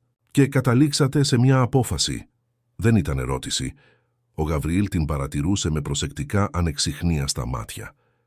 Η Ελένη κούνησε το κεφάλι, σηκώνοντας το πηγούνι της. «Δέχομαι, με κάποιους όρους». Ένα φρύδι του Γαβριήλ ανασηκώθηκε ελαφρώς, η μόνη ένδειξη έκπληξης. «Ποιοι όροι?» «Πρώτον, θέλω μερική προκαταβολική τραπεζική μεταφορά, πριν καν την τελετή, για να εξασφαλιστεί η ιατρική περίθαλψη του παιδιού που ανέφερα στη μητέρα σας». Ο Γαβριήλ έκανε μια χειρονομία συμφωνίας. «Τα χρήματα μπορούν να μεταφερθούν σήμερα. Επόμενος όρος. Δεύτερον, θέλω να είναι σαφές ότι πρόκειται για μια επαγγελματική συμφωνία. Δεν είμαι ιδιοκτησία σας ούτε υφισταμένη σας. Είμαστε επιχειρηματικοί εταίροι, με ίσες υποχρεώσεις». Κάτι που θα μπορούσε να ερμηνευθεί ως ένα πολύ διακριτικό χαμόγελο πέρασε από τα χείλη του Γαβριήλ. «Δίκαιο. Αν και πρέπει να σας προειδοποιήσω ότι για τον έξω κόσμο θα πρέπει να φαινόμαστε ένα γνήσιο ζευγάρι. Το κατανοώ και είμαι πρόθυμη να δράσω όπως απαιτείται δημόσια. Αλλά ιδιωτικά περιμένω αμοιβαίο σεβασμό και προσωπικό χώρο. Φυσικά». Η Ελένη πήρε μια βαθιά ανάσα πριν συνεχίσει. «Και τέλος, όταν όλα αυτά τελειώσουν, θέλω να δεσμευτείτε να μην αναμειχθείτε ποτέ ξανά στη ζωή μου. Ούτε εσείς, ούτε η οικογένειά σας». Ο Γαβριήλ την μελέτησε για αρκετή ώρα, σαν να την έβλεπε πραγματικά για πρώτη φορά. «Δέχομαι τους όρους σας, Ελένη Βασιλείου», της έτεινε το χέρι. «Έχουμε συμφωνία». Η Ελένη κοίταξε το απλωμένο χέρι, νιώθοντας το βάρος της απόφασης που έπαιρνε. Για τον Μιχαήλ υπενθύμησε στον εαυτό της. Για μια υπόσχεση που είχε δοθεί στο νεκροκρέβατο μιας φίλης. «Έχουμε συμφωνία», απάντησε, σφίγγοντας σταθερά το χέρι του Γαβριήλ Μελισσινού, σφραγίζοντας ένα συμβόλαιο που θα άλλαζε για πάντα την πορεία της ζωής της. 3 εβδομάδες αφότου δέχτηκε την πρόταση των Μελισσινών, η Ελένη μετά βίας αναγνώριζε τη δική της ζωή. Όλα είχαν συμβεί με ηλικιώδη ταχύτητα, σαν να την παρέσυρε ένα αμήλικτο ρεύμα. Ο πολιτικός γάμος είχε γίνει σε μια διακριτική τελετή στο ληξιαρχείο, με την παρουσία μόνο της Βερενίκης, 2 δικηγόρων της οικογένειας και, προς έκπληξη της Ελένης, της Ιουλίας. Το να πει την αλήθεια στη φίλη της ήταν μία από τις πιο δύσκολες στιγμές. Η Ιουλία την κοίταξε σαν να είχε τρελαθεί, μετά έκλαψε, μετά φώναξε και τέλος την αγκάλιασε σιωπηλά. «Αν είναι αυτό που πρέπει να κάνεις για τον Μιχαήλ, θα είμαι δίπλα σου», είχε πει τελικά. «Αλλά πρόσεχε, Ελένη, οι πλούσιοι άνθρωποι έχουν διαφορετικούς κανόνες». Μία ανακοίνωση στον τύπο είχε αναγγείλει τον γάμο ως έναν διακριτικό έρωτα που άνθησε μακριά από τα φώτα της δημοσιότητας. Η κατασκευασμένη ιστορία έλεγε ότι η Ελένη και ο Γαβριήλ είχαν γνωριστεί κατά τη διάρκεια μιας εκδήλωσης στο ξενοδοχείο όπου εργαζόταν εκείνη και ότι ο επιχειρηματίας είχε γοητευτεί αμέσως από την ικανότητα και την αυθεντικότητα της συντονίστριας εκδηλώσεων. Σύμφωνα με την επίσημη εκδοχή, συναντιόντουσαν κρυφά εδώ και μήνες, μέχρι που αποφάσισαν να επισημοποιήσουν την ένωσή τους. Η αντίδραση των μέσων ενημέρωσης ήταν ακριβώς όπως είχε προβλέψει η Βερενίκη. Ένα μείγμα ακόρεστης περιέργειας και σκεπτικισμού. Ποια ήταν αυτή η άγνωστη που είχε κατακτήσει έναν από τους πιο περιζήτητους εργένιδες της χώρας? Τι το ιδιαίτερο είχε? Ήταν απάτη. Μια αληθινή ιστορία αγάπης. Οι εικασίες κυμαίνονταν από τις πιο ρομαντικές έως τις πιο σκληρές. Στην κυρία Τερέζα και τον Μιχαήλ, η Ελένη είπε μια απλοποιημένη εκδοχή της αλήθειας. Ότι παντρευόταν έναν άντρα που είχε γνωρίσει πρόσφατα, έναν επιχειρηματία που θα τη βοηθούσε να καλύψει το κόστος της θεραπείας του Μιχαήλ. Η εγχείρηση είχε ήδη προγραμματιστεί για τον επόμενο μήνα, σε ένα από τα καλύτερα νοσοκομεία της Αθήνας, με μια αναγνωρισμένη ιατρική ομάδα. Η ευτυχία στο πρόσωπο του αγοριού όταν έμαθε ότι θα γινόταν καλά ράγισε την καρδιά της Ελένης. Δεν καταλάβαινε το τίμημα που πλήρωνε εκείνη για αυτή την ευκαιρία. Τώρα η Ελένη παρατηρούσε την αντανάκλασή της στον καθρέφτη της απέραντης ντουλάπας, του δωματίου των επισκεπτών της έπαυλης των Μελισσινών στην Κηφισιά. Φορούσε ένα κομψό σκούρο μπλε φόρεμα, επιλεγμένο από την σύμβουλο εικόνας, που είχε προσλάβει η Βερενίκη για να προσαρμόσει την γκαρνταρόμπα της στη νέα κοινωνική θέση. Τα μαλλιά της, που πριν ήταν απλώς πιασμένα σε μια λειτουργική αλογοουρά, τώρα είχαν ένα μοντέρνο κούρεμα που τόνιζε τα χαρακτηριστικά της. Έμοιαζε με ξένη στον εαυτό της. Ένα απαλό χτύπημα στην πόρτα διέκοψε τις σκέψεις της. «Κυρία», η ευγενική φωνή ανήκε στην Ολίβια, την οικονόμο της έπαυλης. «Ο κύριος Γαβριήλ ζητά να κατεβείτε. Οι καλεσμένοι θα αρχίσουν να φτάνουν σε 20 λεπτά». Η Ελένη πήρε μια βαθιά ανάσα, προσπαθώντας να ελέγξει τον εκνευρισμό της. Αυτή θα ήταν η πρώτη της επίσημη δημόσια εμφάνιση ως σύζυγος του Γαβριήλ Μελισσινού. Ένα δείπνο για κάποια μέλη του Διοικητικού Συμβουλίου της εταιρείας και τις συζύγους τους. Μια μικρή ανεπίσημη συνάντηση, σύμφωνα με τη Βερενίκη, αν και το περίτεχνο μενού και η άψογη διακόσμηση υποδήλωναν οτιδήποτε άλλο εκτός από ανεπίσημο. «Ευχαριστώ, Ολίβια. Κατεβαίνω αμέσως». Η Ελένη έριξε μια τελευταία ματιά στον καθρέφτη, ρυθμίζοντας τη βέρα από λευκόχρυσο με διαμάντια στο δάχτυλό της. Ήταν βαριά, τόσο κυριολεκτικά όσο και συμβολικά, μια συνεχής υπενθύμηση του ρόλου που έπαιζε τώρα. Κατεβαίνοντας την επιβλητική μαρμάρινη σκάλα, βρήκε τον Γαβριήλ στο σαλόνι να συνομιλεί με τη μητέρα του. Φορούσε ένα άψογα κομμένο σκούρο κοστούμι που τόνιζε τους φαρδείς ώμους και την άψογη στάση του. Μόλις την είδε, διέκοψε τη συζήτηση, παρατηρώντας την με μια έκφραση δύσκολη να αποκρυπτογραφηθεί. «Αργήσατε», ήταν το μόνο που είπε, ελέγχοντας διακριτικά το ρολόι του. «Συγγνώμη, ακόμα συνηθίζω όλα αυτά». Η Ελένη έκανε μια αόριστη χειρονομία, αγκαλιάζοντας το πολυτελές περιβάλλον γύρω της. Η Βερενίκη χαμογέλασε, πλησιάζοντας για να ρυθμίσει μια τούφα των μαλλιών της Ελένης. «Είσαι εκθαμβωτική, αγαπητή μου. Ακριβώς όπως πρέπει να φαίνεται μια Μελισσινού». Η Ελένη έκανε ένα ψεύτικο χαμόγελο. Σε μόλις 3 εβδομάδες είχε ήδη μάθει ότι με τη Βερενίκη κάθε κομπλιμέντο ερχόταν τυλιγμένο σε μια προσδοκία. «Θυμηθείτε», συνέχισε η μητριάρχης, χαμηλώνοντας τη φωνή της, «οι Λίμας θα είναι παρόντες απόψε. Ο Κάρολος Λίμας είναι ο δεύτερος μεγαλύτερος μέτοχος της εταιρείας μετά την οικογένεια. Η σύζυγός του, Μαργαρίτα, είναι ένα φίδι μεταμφιεσμένο σε κοσμική. Θα προσπαθήσει να σας αποσπάσει πληροφορίες, να βρει ασυνέπειες στην ιστορία μας. Θα είμαι προετοιμασμένη», διαβεβαίωσε η Ελένη, αν και το στομάχι της συσπάστηκε από ανησυχία. Ο Γαβριήλ πλησίασε, προσφέροντας της το μπράτσο του με μια επισημότητα που δεν πέρασε απαρατήρητη. «Θα υποδεχτούμε τους καλεσμένους μας, σύζυγε». Υπήρχε μια σχεδόν ηρωνική νότα στην τελευταία λέξη. Η Ελένη δέχτηκε το προσφερόμενο μπράτσο, νιώθοντας τη σταθερότητα των μειών κάτω από το λεπτό ύφασμα του κοστούμιου. Σε 3 εβδομάδες γάμου, αυτή ήταν πιθανώς η πιο κοντινή σωματική επαφή που είχαν μοιραστεί. Διατηρούσαν μια προσεκτική απόσταση ο ένας από τον άλλο, αλληλεπιδρώντας μόνο όταν ήταν απαραίτητο, σαν 2 ηθοποιοί που μοιράζονταν τη σκηνή, αλλά απέφευγαν τα παρασκήνια. Οι πρώτοι που έφτασαν ήταν ακριβώς οι Λίμας. Ο Κάρολος, ένας μεσήλικας άντρας με γκρίζα μαλλιά και οξυδερκή μάτια, και η Μαργαρίτα, μια κομψή γυναίκα, με σχολαστικά περιποιημένη εμφάνιση και υπολογισμένο χαμόγελο. «Γαβριήλ, αγαπητέ». Η Μαργαρίτα τον αγκάλιασε θερμά, παρατείνοντας την επαφή μερικά δευτερόλεπτα περισσότερο από ό,τι θα ήταν πρέπον. Γύρισε τότε προς την Ελένη, εξετάζοντάς την από την κορυφή μέχρι τα νύχια με ένα κακοκριμμένο ενδιαφέρον. «Και εσείς πρέπει να είστε η μυστηριώδης νύφη». «Τι, γοητευτική έκπληξη». «Ελένη Βασιλείου Μελισσινού». Η Ελένη της έτεινε το χέρι, διατηρώντας την όρθια στάση όπως είχε επιμείνει η Βερενίκη. «Είναι χαρά μου να σας γνωρίζω, κυρία Λίμας». «Ω, παρακαλώ, πείτε μου, Μαργαρίτα. Άλλωστε τώρα είμαστε σχεδόν οικογένεια». Το χαμόγελο δεν έφτανε στα μάτια της. «Πρέπει να αισθάνεστε λίγο. Χαμένοι σε αυτόν τον νέο κόσμο, έτσι δεν είναι? Αν χρειαστείτε οποιαδήποτε καθοδήγηση, θα χαρώ να σας βοηθήσω». Η Ελένη κατάλαβε αμέσως το παιχνίδι. Η Μαργαρίτα την έβλεπε ως εισβολέα, δυνητικά απειλητική για την ισορροπία δυνάμεων που υπήρχε πριν από την άφιξή της. «Είναι πολύ ευγενικό εκ μέρους σας», απάντησε με μια υπολογισμένη γλυκύτητα, «αλλά ο Γαβριήλ και η Βερενίκη ήταν υπέροχοι στο να με βοηθήσουν να προσαρμοστώ. Και ειλικρινά, αφού οργανώνω εκδηλώσεις για εκατοντάδες απαιτητικούς ανθρώπους, το να μάθω τους κοινωνικούς κανόνες της υψηλής κοινωνίας φαίνεται σχεδόν χαλαρωτικό».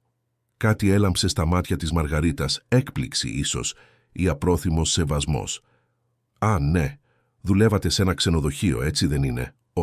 Έψαξε την κατάλληλη λέξη. «Υπάλληλος υποδοχής, συντονίστρια εκδηλώσεων», διόρθωσε ο Γαβριήλ, βάζοντας διακριτικά το χέρι του στην πλάτη της Ελένης με μια προστατευτική χειρονομία που την εξέπληξε. Η Ελένη διήθυνε ολόκληρες ομάδες. οργάνωνε γάμους μισού εκατομμυρίου και απέτρεπε ιδιότροπους πελάτες σαν εμάς να γίνονται γελίοι δημόσια. Η Ελένη τον κοίταξε, γνήσια έκπληκτη από την υπεράσπιση. Ήταν η πρώτη φορά που ο Γαβριήλ έδειχνε οτιδήποτε άλλο εκτός από ψυχρή ευγένεια απέναντί της. «Ουι», Μαργαρίτα υποχώρησε στρατηγικά, «συναρπαστικό. Πρέπει να έχετε τόσες ιστορίες να διηγηθείτε». Η βραδιά συνεχίστηκε με την άφιξη των υπόλοιπων καλεσμένων. Άλλων 2 διευθυντών με τις συζύγους τους, όλοι εξίσου περίεργοι για τη νέα κυρία Μελισσινού. Η Ελένη αντιλήφθηκε ότι βρισκόταν στο κέντρο μιας αόρατης σκηνής, αξιολογούμενη από βλέμματα που αναζητούσαν λάθη, ασυνέπειες, οποιαδήποτε ένδειξη ότι δεν ανήκε σε αυτόν τον κόσμο. Κατά τη διάρκεια του δείπνου, που σερβιρόταν στην επιβλητική τραπεζαρία με θέα στον φωτισμένο κήπο, η Ελένη παρέμεινε σε εγρήγορση, ζυγίζοντας κάθε λέξη, συνειδητοποιώντας ότι οποιοδήποτε ολίσθημα θα μπορούσε να γίνει κουτσομπολιό την επόμενη μέρα. Αλλά χρόνια ενασχόλησης με δύσκολους πελάτες της είχαν διδάξει την τέχνη της ευγενικής συζήτησης, του μετρημένου χαμόγελου, της απάντησης που ικανοποιεί χωρίς να αποκαλύπτει. «Λοιπόν, Ελένη», ρώτησε ένας από τους διευθυντές μεταξύ μιας μπουκιάς ριζότο με σαφράν, «πώς ακριβώς γνωριστήκατε με τον Γαβριήλ?» Οι λεπτομέρειες που δόθηκαν ήταν τόσο ελλειπείς. Η Ελένη ένιωσε όλα τα βλέμματα να στρέφονται προς αυτήν, συμπεριλαμβανομένου του Γαβριήλ, που περίμενε την απάντησή της με κρυφό ενδιαφέρον. Ήταν κατά τη διάρκεια της παρουσίασης της νέας σειράς smartphones της εταιρείας. Απάντησε με φυσικότητα, ακολουθώντας το σενάριο που είχε ετοιμάσει η Βερενίκη. «Εγώ συντόνιζα την εκδήλωση, τρέχοντας από εδώ και από εκεί για να εξασφαλίσω ότι όλα θα πήγαιναν τέλεια. Όταν έπεσα πάνω στο Γαβριήλ στον διάδρομο, του έριξα καφέ στο εισαγόμενο κοστούμι του. Χαμογέλασε, σαν να μοιραζόταν μια πολύτιμη ανάμνηση. Ήταν εκπληκτικά κατανόηση». «Και πότε ήταν αυτό ακριβώς?» επέμεινε η Μαργαρίτα με ψεύτικη αδιαφορία. «Πριν από 8 μήνες», απάντησε ο Γαβριήλ, πριν η Ελένη προλάβει να ανοίξει το στόμα της. Το χέρι του κάλυψε το δικό της πάνω στο τραπέζι, μια προσχεδιασμένη χειρονομία που, παρόλα αυτά, έστειλε ένα απροσδόκητο ρίγο στο χέρι της Ελένης. «Αν και μας πήρε λίγο χρόνο να παραδεχτούμε τι συνέβαινε μεταξύ μας». «Γοητευτικό», σχολίασε η Μαργαρίτα με τον σκεπτικισμό εμφανή στη φωνή της. «Και η πρόταση, πώς ήταν?» «Προτιμώ να κρατήσω κάποιες στιγμές μόνο για εμάς», απάντησε η Ελένη με ένα γαλήνιο χαμόγελο, νιώθοντας το χέρι του Γαβριήλ να σφίγγει ελαφρά το δικό της σε ένδειξη έγκρισης. Η συζήτηση στράφηκε σε άλλα θέματα και η Ελένη σταδιακά χαλάρωσε, συνειδητοποιώντας ότι επιβίωνε από το βάπτισμα του πυρός. Το δείπνο ακολούθησε καφές και χωνευτικά στο σαλόνι, όπου οι άντρες φυσικά συγκεντρώθηκαν σε μια πλευρά, συζητώντας δουλειές, ενώ οι γυναίκες δημιούργησαν τον δικό τους κύκλο. «Πες μου, Ελένη», άρχισε μια από τις συζύγους σκύβοντας συνωμοτικά, «πώς είναι ο Γαβριήλ στο σπίτι?» Πάντα φαινόταν τόσο συγκρατημένος δημόσια. Η Ελένη πνίγηκε ελαφρά με τον καφέ, αντιλαμβανόμενη τη φύση της ερώτησης. «Η Σαβέλα», επέπληξε μια άλλη γυναίκα, αν και ο τόνος της υποδήλωνε περισσότερο φθόνο, που δεν είχε κάνει εκείνη την ερώτηση πρώτη, παρά γνήσια αποδοκιμασία. «Έλα, είμαστε όλες ενήλικες εδώ», επέμεινε η Ισαβέλα, «και είμαστε περίεργες. Ο Γαβριήλ ήταν πάντα τόσο κλειστός, τόσο συγκεντρωμένος στη δουλειά. Είναι δύσκολο να τον φανταστείς ερωτευμένο». Η Ελένη ένιωσε το πρόσωπό της να κοκκινίζει. Πώς να απαντήσει σε μια ερώτηση σχετικά με την οικειότητα μιας σχέσης που δεν υπήρχε? Ο Γαβριήλ είναι... Έκανε μια παύση ψάχνοντας τις σωστές λέξεις. Έντονος σε όλα όσα κάνει. Δεν ήταν ακριβώς ψέμα, αλλά προτιμώ να μην συζητώ την ιδιωτική μας ζωή. Φυσικά, συμφώνησε η Ισαβέλα, αν και το βλέμμα της καθιστούσε σαφές ότι η αόριστη απάντηση είχε απλώς αυξήσει την περιέργειά της. Όταν οι καλεσμένοι τελικά αποχαιρέτησαν γύρω στα μεσάνυχτα, η Ελένη ένιωθε εξαντλημένη, σαν να είχε τρέξει έναν μαραθώνιο. Μόλις η πόρτα έκλεισε πίσω από το τελευταίο ζευγάρι, έβγαλε τα ψιλοτάκουνα παπούτσια της, αναστενάζοντας ανακούφισης. «Τα πήγες καλά», σχολίασε ο Γαβριήλ χαλαρώνοντας τη γραβάτα του. Ήταν σχεδόν ένας έπαινος προερχόμενος από αυτόν. «Ευχαριστώ. Νομίζω ότι πέρασα το τεστ».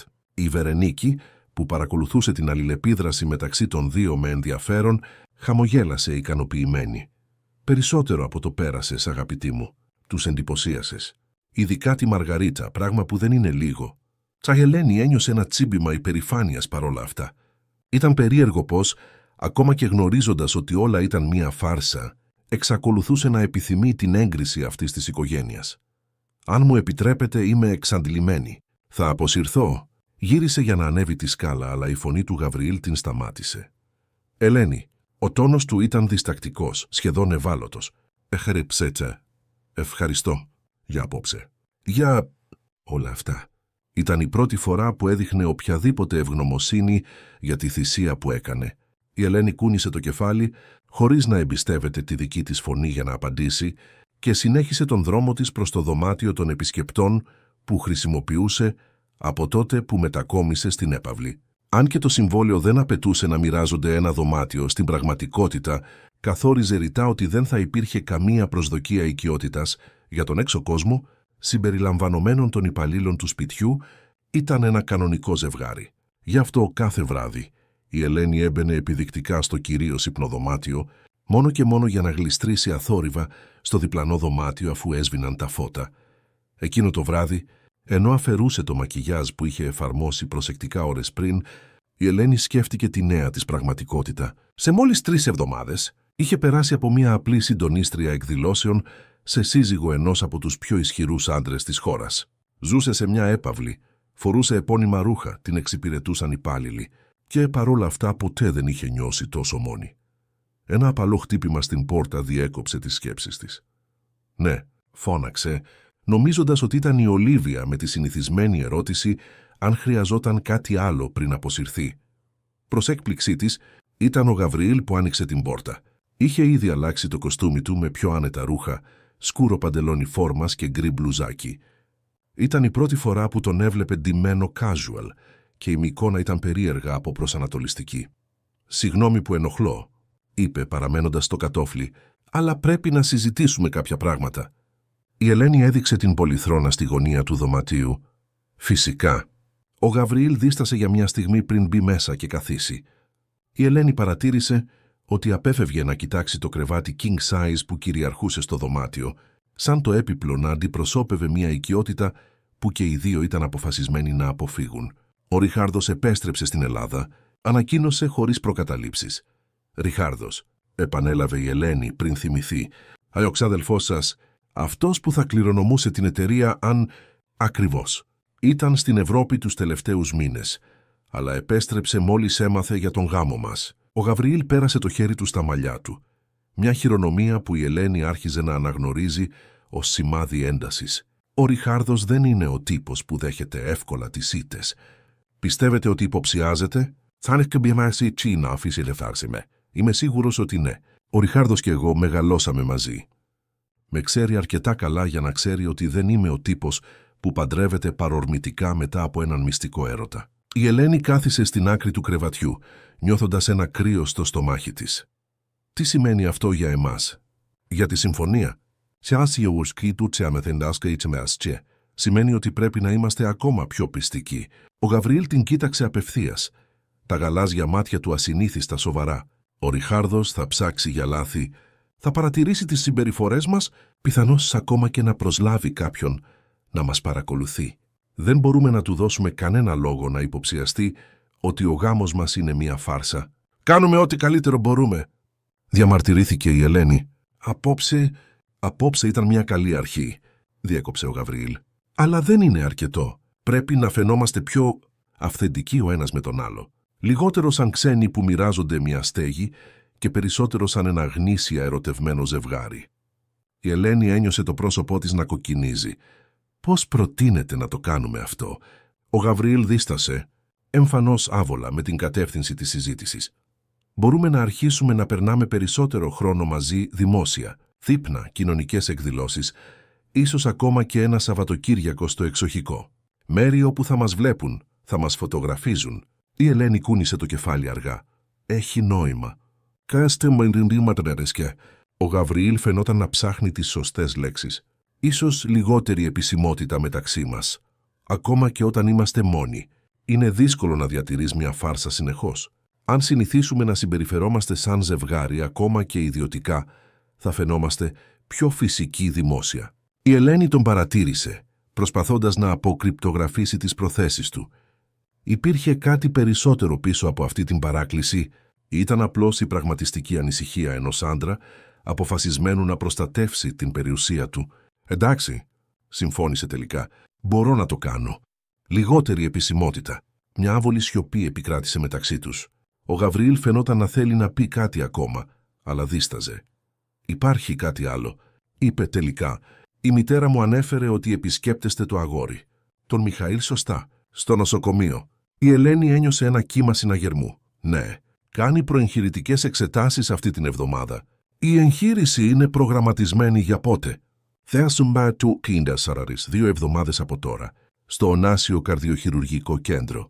Ο Γαβριήλ κούνησε το κεφάλι σκεπτικός. «Θα ήθελα να τον γνωρίσω», είπε τελικά εκπλήσοντας την Ελένη. «Τον Μιχαήλ». «Γιατί?» Σήκωσε τους ώμους. Μια χειρονομία περίεργα αδιάφορη για κάποιον συνήθως τόσο συγκρατημένο. «Είναι σημαντικός για εσάς. Και εσείς κάνετε όλα αυτά για αυτόν. Φαίνεται δίκαιο να ξέρω ποιος είναι αυτό το αγόρι που αξίζει τόση θυσία». Η Ελένη έμεινε άφωνη για μια στιγμή, συγκινημένη από την απροσδόκητη επίδειξη ενδιαφέροντος. «Φυσικά», απάντησε τελικά. «Μπορώ να σε πάω αύριο αν θέλεις. Ο Μιχαήλ θα το λατρέψει. Έχει γοητευτεί από τότε που έμαθε ότι παντρεύτηκα έναν πλούσιο άντρα που φτιάχνει κινητά». Ένα σύντομο, σχεδόν ανεπαίσθητο χαμόγελο πέρασε από τα χείλη του Γαβριήλ. «Αύριο λοιπόν». Σηκώθηκε, φαινομενικά ικανοποιημένος με το αποτέλεσμα της συζήτησης. «Καληνύχτα, Ελένη». «Καληνύχτα, Γαβριήλ». Όταν η πόρτα έκλεισε πίσω του, η Ελένη παρέμεινε καθισμένη στην άκρη του κρεβατιού για αρκετή ώρα, σκεπτόμενη την παράξενη τροπή που είχε πάρει η ζωή της. Ήταν παντρεμένη με έναν άντρα που μετά βίας γνώριζε, ζώντας μια ζωή που ποτέ δεν είχε φανταστεί, όλα για ένα αγόρι που ούτε καν ήταν γιος της, αλλά που αγαπούσε σαν να ήταν. Και τώρα, αυτός ο άντρας, αυτός ο ξένος που ήταν σύζυγός της μόνο στα χαρτιά, ήθελε να γνωρίσει τον Μιχαήλ. Ήθελε να καταλάβει τι παρακινούσε την Ελένη να κάνει ό,τι έκανε. Υπήρχε μια γνήσια περιέργεια εκεί, ίσως ακόμα και ένα ειλικρινές ενδιαφέρον να τη γνωρίσει καλύτερα. Για πρώτη φορά από τότε που είχε αρχίσει αυτή η τρέλα, η Ελένη επέτρεψε στον εαυτό της να σκεφτεί ότι ίσως, μόνο ίσως, ο Γαβριήλ Μελισσινός δεν ήταν απλώς ο ψυχρός και υπολογιστής άντρας που φαινόταν. Ίσως υπήρχε κάτι περισσότερο κάτω από την στυλβωμένη επιφάνεια που έδειχνε στον κόσμο. Και αυτό, αντιλήφθηκε η Ελένη με ένα τσίμπημα συναγερμού, ήταν δυνητικά πιο επικίνδυνο για την καρδιά της από οποιαδήποτε συμβατική ρήτρα. Το επόμενο πρωί, η Ελένη ξύπνησε με τον ήχο της βροχής που χτυπούσε απαλά στο παράθυρο. Η Αθήνα είχε ξημερώσει γκρίζα και μελαγχολική, κάτι που τέριαζε απόλυτα με την αντιφατική της διάθεση. Κοίταξε το ρολόι στο κομοδίνο. 7:30.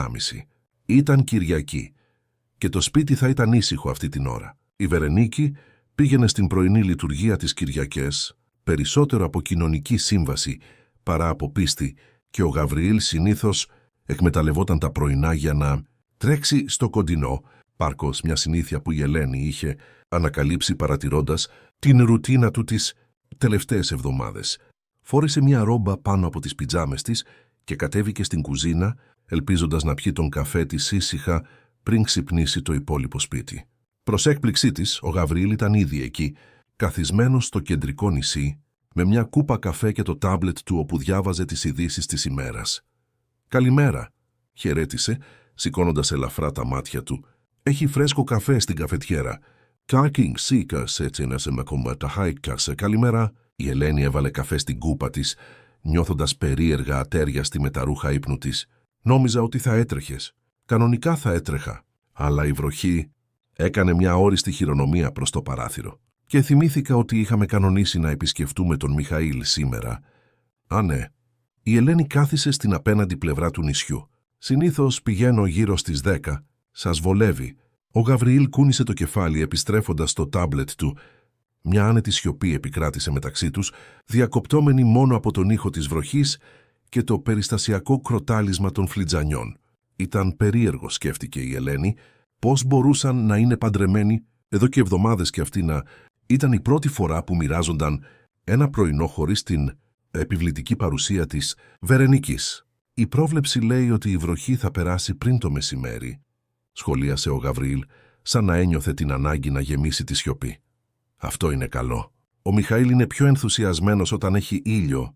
Η Ελένη χαμογέλασε σκεπτόμενη το αγόρι. Του αρέσει να παρατηρεί τα πουλιά από το παράθυρο του νοσοκομείου. Ο Γαβριήλ την παρατήρησε πάνω από το χείλος της κούπας. «Τον αγαπάτε πολύ». Δεν ήταν ερώτηση, αλλά η Ελένη απάντησε παρόλα αυτά. «Σαν να ήταν δικός μου», σχεδίασε το περίγραμμα της κούπας με το δάχτυλό της. «Υποσχέθηκα στη Μαριάννα στο νεκροκρέβατο ότι θα τον φρόντιζα, ότι θα έκανα ό,τι ήταν δυνατόν για να τον δω να μεγαλώνει υγιής και ευτυχισμένος. Συμπεριλαμβανομένου του να παντρευτείτε έναν ξένο με συμβόλαιο», συμπλήρωσε ο Γαβριήλ χωρίς κριτική στον τόνο της φωνής του. Η Ελένη σήκωσε τα μάτια της, συναντώντας το βλέμμα του, συμπεριλαμβανομένου και αυτού. Κάτι στην ένταση αυτού του βλέμματος έκανε την Ελένη να αποστρέψει το πρόσωπό της, ξαφνικά συνειδητοποιώντας την ευαλωτότητά της. «Θα πάω να ντυθώ», μουρμούρισε σηκώνοντας. «Μπορούμε...» Το διαπεραστικό χτύπημα του τηλεφώνου διέκοψε τα λόγια της. Ο Γαβριήλ απάντησε στην συσκευή που ήταν στερεωμένη στον τοίχο της κουζίνας. Το πρόσωπό του άλλαξε έκφραση καθώς άκουγε. «Κατανοώ να είναι μόνο...» Της έτεινε το τηλέφωνο. «Είναι από το νοσοκομείο», για τον Μιχαήλ. Η Ελένη ένιωσε το αίμα της να παγώνει στις φλέβες της. Πήρε το τηλέφωνο με τρεμάμενα χέρια. «Αλλό, Ελένη Βασιλείου μιλάει». Καθώς άκουγε τη φωνή του γιατρού στην άλλη άκρη της γραμμής, το πρόσωπό της έχανε το χρώμα του. Ο Γαβριήλ παρακολουθούσε με αυξανόμενη ανησυχία. «Ναι, γιατρέ, θα είμαστε εκεί αμέσως». Η Ελένη έκλεισε το τηλέφωνο, νιώθοντας τα πόδια της να αδυνατίζουν. Ο Μιχαήλ είχε μια κρίση κατά τη διάρκεια της νύχτας. «Είναι στη ΜΕΘ». Χωρίς να το σκεφτεί, ο Γαβριήλ πήρε τα κλειδιά του αυτοκινήτου. «Θα πάρω το πορτοφόλι μου. Θα σε συναντήσω στο γκαράζ σε 5 λεπτά». Ενώ ανέβαινε τις σκάλες για να ντυθεί, η Ελένη ένιωσε ένα παράξενο μείγμα φόβου και ευγνωμοσύνης. Φόβο για την κατάσταση του Μιχαήλ και ευγνωμοσύνη για την προθυμία με την οποία ο Γαβριήλ προσφέρθηκε να την συνοδεύσει.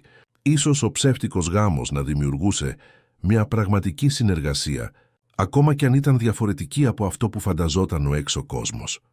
Η διαδρομή μέχρι το νοσοκομείο φάνηκε ατελείωτη. Ο Γαβριήλ οδηγούσε το σπορ Audi του με ακρίβεια στους βρεγμένους δρόμους της Αθήνας, ρίχνοντας περιστασιακά ανήσυχα βλέμματα στην Ελένη, η οποία κρατούσε τα μάτια της καρφωμένα στον δρόμο μπροστά, τα χέρια της να σφίγγουν νευρικά την τσάντα της στην αγκαλιά της. Η σιωπή μεταξύ τους ήταν γεμάτη αγωνία. «Θα γίνει καλά», είπε ο Γαβριήλ τελικά, προσπαθώντας να ακούγεται καθησυχαστικός, αν και η αβεβαιότητα ήταν εμφανής στη φωνή του. «Το Ωνάσιο Καρδιοχειρουργικό Κέντρο έχει τους καλύτερους ειδικούς της χώρας». Η Ελένη απλώς κούνησε το κεφάλι, ανίκανη να εμπιστευτεί τη δική της φωνή εκείνη τη στιγμή. Το μυαλό της ήταν γεμάτο εικόνες του Μιχαήλ. Τον ντροπαλό του χαμόγελο όταν ερχόταν να τον επισκεφτεί, τον τρόπο που τα μάτια του λάμπριζαν όταν του διηγούνταν ιστορίες, το σιωπηλό θάρρος με το οποίο αντιμετώπιζε κάθε εξέταση, κάθε διαδικασία. Δεν μπορούσε να τον χάσει. Όχι μετά από όλα όσα είχε κάνει για να εξασφαλίσει την ευκαιρία του να επιβιώσει. Φτάνοντας στο νοσοκομείο, ο Γαβριήλ εξέπληξε την Ελένη, παραδίδοντας το αυτοκίνητο στον παρκαδόρο και συνοδεύοντάς την μέχρι τη ρεσεψιόν. Εκείνη περίμενε να την αφήσει στην είσοδο, συνεχίζοντας τη δική του ρουτίνα. Αλλά εκείνος παρέμεινε δίπλα της, η συμπαγής του παρουσία παράξενα καθησυχαστική, καθώς μιλούσε με τη ρεσεψιονίστ, ταυτοποιώντας τον εαυτό της ως υπεύθυνη για τον Μιχαήλ Κώστα.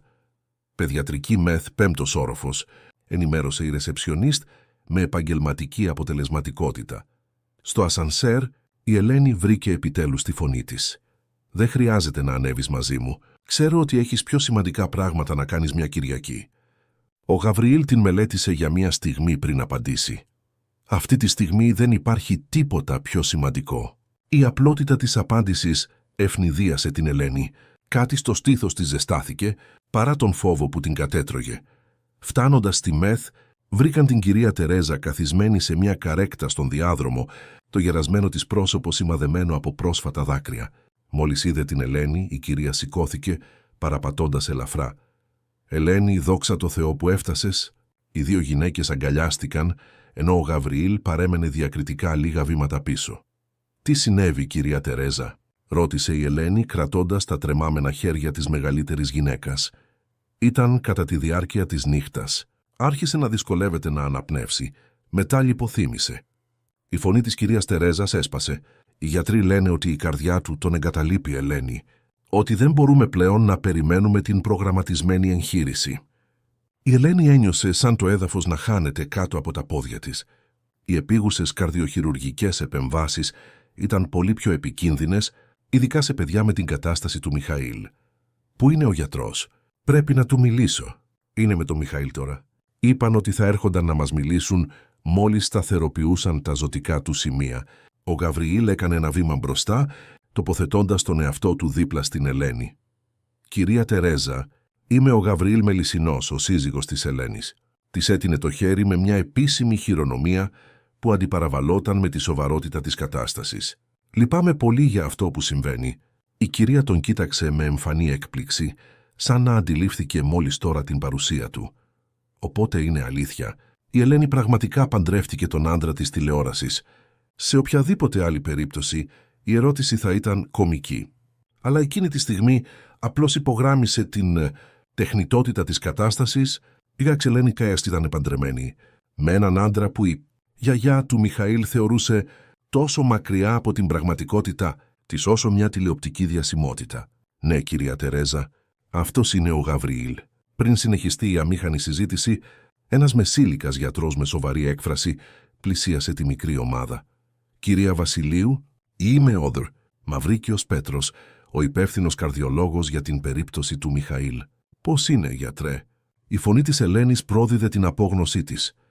Ο γιατρός έδειξε μερικές κοντινές καρέκλες. «Παρακαλώ, ας καθίσουμε». Αυτά τα απλά λόγια επιβεβαίωσαν τους χειρότερους φόβους της Ελένης. Ειδήσεις που απαιτούσαν από τον δέκτη να είναι καθισμένος σπάνια ήταν καλές. Η κατάσταση του Μιχαήλ επιδεινώθηκε σημαντικά τις τελευταίες 12 ώρες, εξήγησε ο γιατρός αφού όλοι κάθισαν. Η καρδιακή βαλβίδα λειτουργεί σε λιγότερο από 30% της κανονικής χωρητικότητας. Πρέπει να χειρουργήσουμε αμέσως. «Αλλά η εγχείρηση είχε προγραμματιστεί για 2 εβδομάδες από τώρα», διαμαρτυρήθηκε η Ελένη. «Είπατε ότι ήταν καλύτερο να περιμένουμε μέχρι να ολοκληρωθούν όλες οι εξετάσεις. Αυτή ήταν η σύσταση όταν η κατάστασή του ήταν σταθερή. Τώρα μιλάμε για επίγουσα εγχείρηση». Ο γιατρός δίστασε για λίγο. «Πρέπει να σας προειδοποιήσω ότι οι κίνδυνοι είναι σημαντικά μεγαλύτεροι σε μια τέτοια κατάσταση». «Ποιες είναι οι πιθανότητες?» ρώτησε ο Γαβριήλ εκπλήσοντας την Ελένη με την άμεση ανάμειξή του. Ο γιατρός κοίταξε τον έναν μετά τον άλλο ζυγίζοντας τα λόγια του. Σε μια προγραμματισμένη εκλεκτική εγχείρηση, το ποσοστό επιτυχίας για τη διαδικασία θα ήταν περίπου 80%. Σε μια επίγουσα εγχείρηση, λαμβάνοντας υπόψη την τρέχουσα κατάσταση του ασθενούς, μιλάμε για κάτι γύρω στο 50 με 60%. Η Ελένη ένιωσε τον αέρα να της κόβεται. Σχεδόν μισή πιθανότητα να χάσει τον Μιχαήλ ήταν αφόρητο. «Και αν δεν χειρουργήσουμε?» ρώτησε, αν και ήξερε ήδη την απάντηση. Χωρίς την εγχείρηση, οι πιθανότητες επιβίωσης πέραν των επόμενων 48 ώρων είναι ελάχιστες. Μια βαριά σιωπή έπεσε στην ομάδα. Η κυρία Τερέζα λίγιζε σιγανά, ενώ η Ελένη προσπαθούσε να επεξεργαστεί τη σοβαρότητα της κατάστασης. Ήταν ο Γαβριήλ που έσπασε τη σιωπή. «Ποιος είναι ο καλύτερος παιδοκαρδιοχειρουργός της χώρας, γιατρέ?» Ο γιατρός φάνηκε στιγμιαία έκπληκτος από την ερώτηση. «Λοιπόν, πιθανότατα ο Δόστεου Φερνάντο Μαχεράς από το Ιατρικό Κέντρο Αθηνών. Αλλά συνήθως έχει κλεισμένο πρόγραμμα για μήνες μπροστά και...» «Τηλεφωνήστε του», διέκοψε ο Γαβριήλ. Ο τόνος του δεν δεχόταν αμφισβήτηση. «Πείτε του ότι ο Γαβριήλ Μελισσινός ζητά προσωπικά να αναλάβει αυτή την περίπτωση. Έκτακτη ανάγκη. Πείτε του ότι το κόστος δεν είναι πρόβλημα». Ο γιατρός δίστασε εμφανώς άβολα. «Κύριε Μελισσινέ, κατανοώ την ανησυχία σας, αλλά ο Δωρέρια Μαχεράς σπάνια δέχεται υποθέσεις της τελευταίας στιγμής, ειδικά τις Κυριακές. Έχουμε πολύ ικανούς χειρουργούς εδώ στο Ωνάσιο που μπορούν». Ο Γαβριήλ έβγαλε το κινητό του από την τσέπη του, πληκτρολογώντας γρήγορα. «Γιατρέ, με όλο το σεβασμό, αυτό το παιδί χρειάζεται τον καλύτερο. Και αν ο καλύτερος είναι ο Δρεμπόνες Μαχεράς, τότε αυτός θα χειρουργήσει τον Μιχαήλ». Έβαλε το τηλέφωνο στο αυτί του. «Κάρολε, εδώ Γαβριήλ Μελισσινός. Πρέπει να επικοινωνήσεις αμέσως με τον Φερνάντο Μαχερά. Είναι επίγουσα ανάγκη». Η Ελένη παρακολουθούσε τη σκηνή με ένα μείγμα έκπληξης και ευγνωμοσύνης. Ο Γαβριήλ χρησιμοποιούσε όλη του τη δύναμη και την επιρροή για να βοηθήσει τον Μιχαήλ. Ένα παιδί που γνώριζε μόνο από αναφορά. Για πρώτη φορά από τότε που είχε αρχίσει όλη αυτή η τρέλα, ένιωσε κάτι πέρα από την παραίτηση ή την αναγκαστική ευγένεια σε σχέση με τον άντρα που είχε παντρευτεί με συμβόλαιο. Οι επόμενες ώρες πέρασαν σαν θολή ανάμνηση δραστηριότητας. Κάπως, ο Γαβριήλ είχε καταφέρει όχι μόνο να δεχτεί ο φημισμένος δραμαχεράς να χειρουργήσει τον Μιχαήλ, αλλά και να συγκροτηθεί μια εξειδικευμένη ιατρική ομάδα σε χρόνο ρεκόρ. Το αγόρι μεταφέρθηκε στο Ιατρικό Κέντρο Αθηνών με ασθενοφόρο εξοπλισμένο με κινητή μονάδα εντατικής θεραπείας, με την Ελένη και την κυρία Τερέζα να ακολουθούν αμέσως μετά με το αυτοκίνητο του Γαβριήλ. Καθ' όλη τη διάρκεια ο Γαβριήλ παρέμεινε παρόν.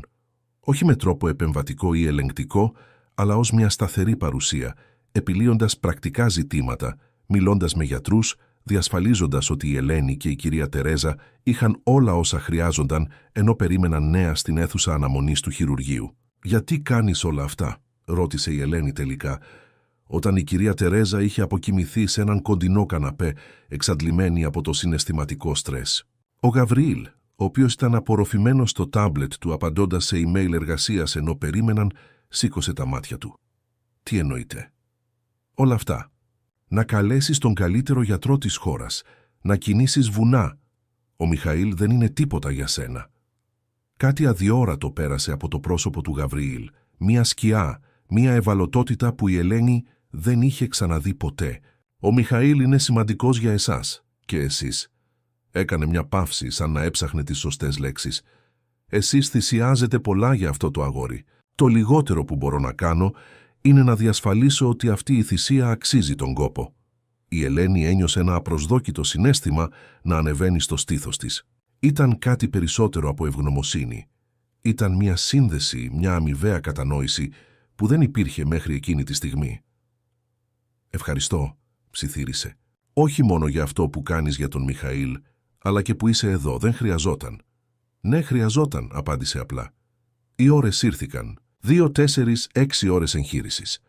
Περιοδικά μια νοσοκόμα ερχόταν να τους ενημερώσει ότι η διαδικασία συνεχιζόταν, ότι ο Μιχαήλ ήταν σταθερός εντός της σοβαρότητας.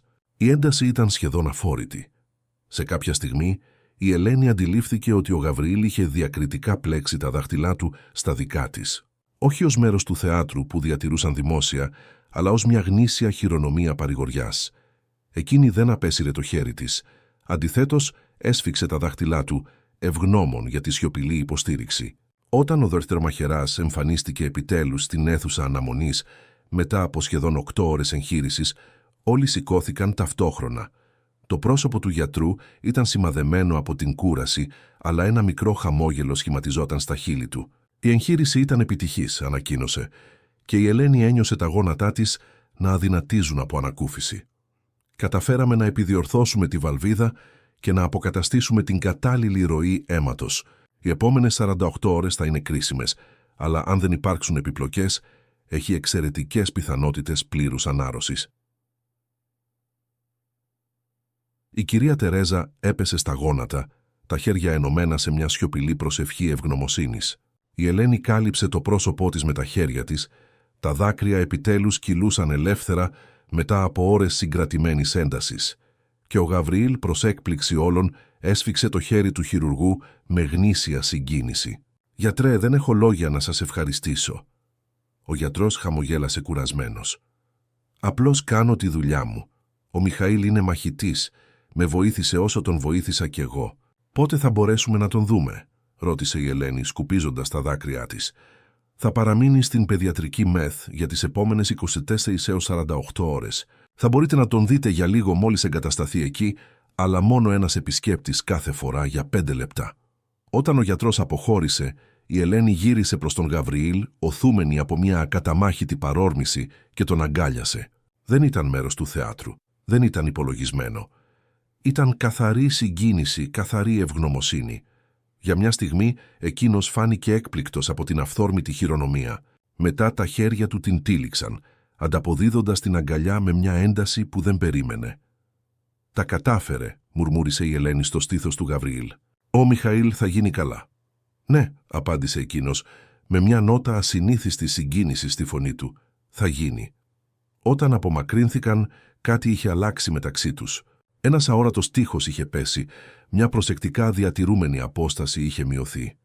Κοιτάχτηκαν σαν να βλέπονταν πραγματικά για πρώτη φορά, όχι ως μέρη μιας εμπορικής συμφωνίας, αλλά ως δύο άνθρωποι που είχαν μοιραστεί κάτι βαθιά σημαντικό. Οι επόμενες μέρες ήταν σταδιακής ανάρρωσης. Ο Μιχαήλ μεταφέρθηκε από τη ΜΕΘ σε ιδιωτικό δωμάτιο 3 ημέρες μετά την εγχείρηση, ξεπερνώντας τις πιο αισιόδοξες προσδοκίες των γιατρών.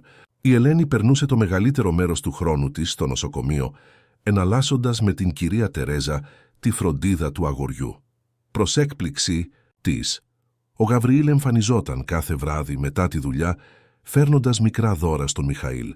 Ένα παιχνιδάκι αυτοκινητάκι τη μία μέρα, ένα βιβλίο ιστοριών την άλλη, ένα τάμπλετ γεμάτο με εκπαιδευτικά παιχνίδια την τρίτη. Το αγόρι, αρχικά ντροπαλό με τον θείο Γαβριήλ, σύντομα συνήθισε την παρουσία του, γοητευμένο από την προσοχή που λάμβανε από τον άνθρωπο που έφτιαχνε κινητά. Μια εβδομάδα μετά την εγχείρηση, όταν ο Μιχαήλ ήταν ήδη εμφανώς πιο δυνατός, η Ελένη βρήκε τον Γαβριήλ στην καφετέρια του νοσοκομείου να πίνει καφέ ενώ περίμενε την ώρα των επισκέψεων. «Σε ζήτησε», είπε εκείνη καθίζοντας απέναντί του. «Θέλει να δείξει ότι κατάφερε να περάσει επίπεδο σε αυτό το παιχνίδι αγώνων». Ο Γαβριήλ χαμογέλασε, ένα γνήσιο χαμόγελο που μεταμόρφωνε εντελώς το συνήθως σοβαρό του πρόσωπο. «Αυτό το αγόρι είναι έξυπνο. Μαθαίνει γρήγορα». «Ναι, πάντα ήταν». Η Ελένη δίστασε παίζοντας με την χαρτοπετσέτα στο τραπέζι. «Γαβριήλ, πρέπει να σε ευχαριστήσω. Για αυτό που έκανες για τον Μιχαήλ. Για όλα». «Δεν χρειάζεται να ευχαριστείς».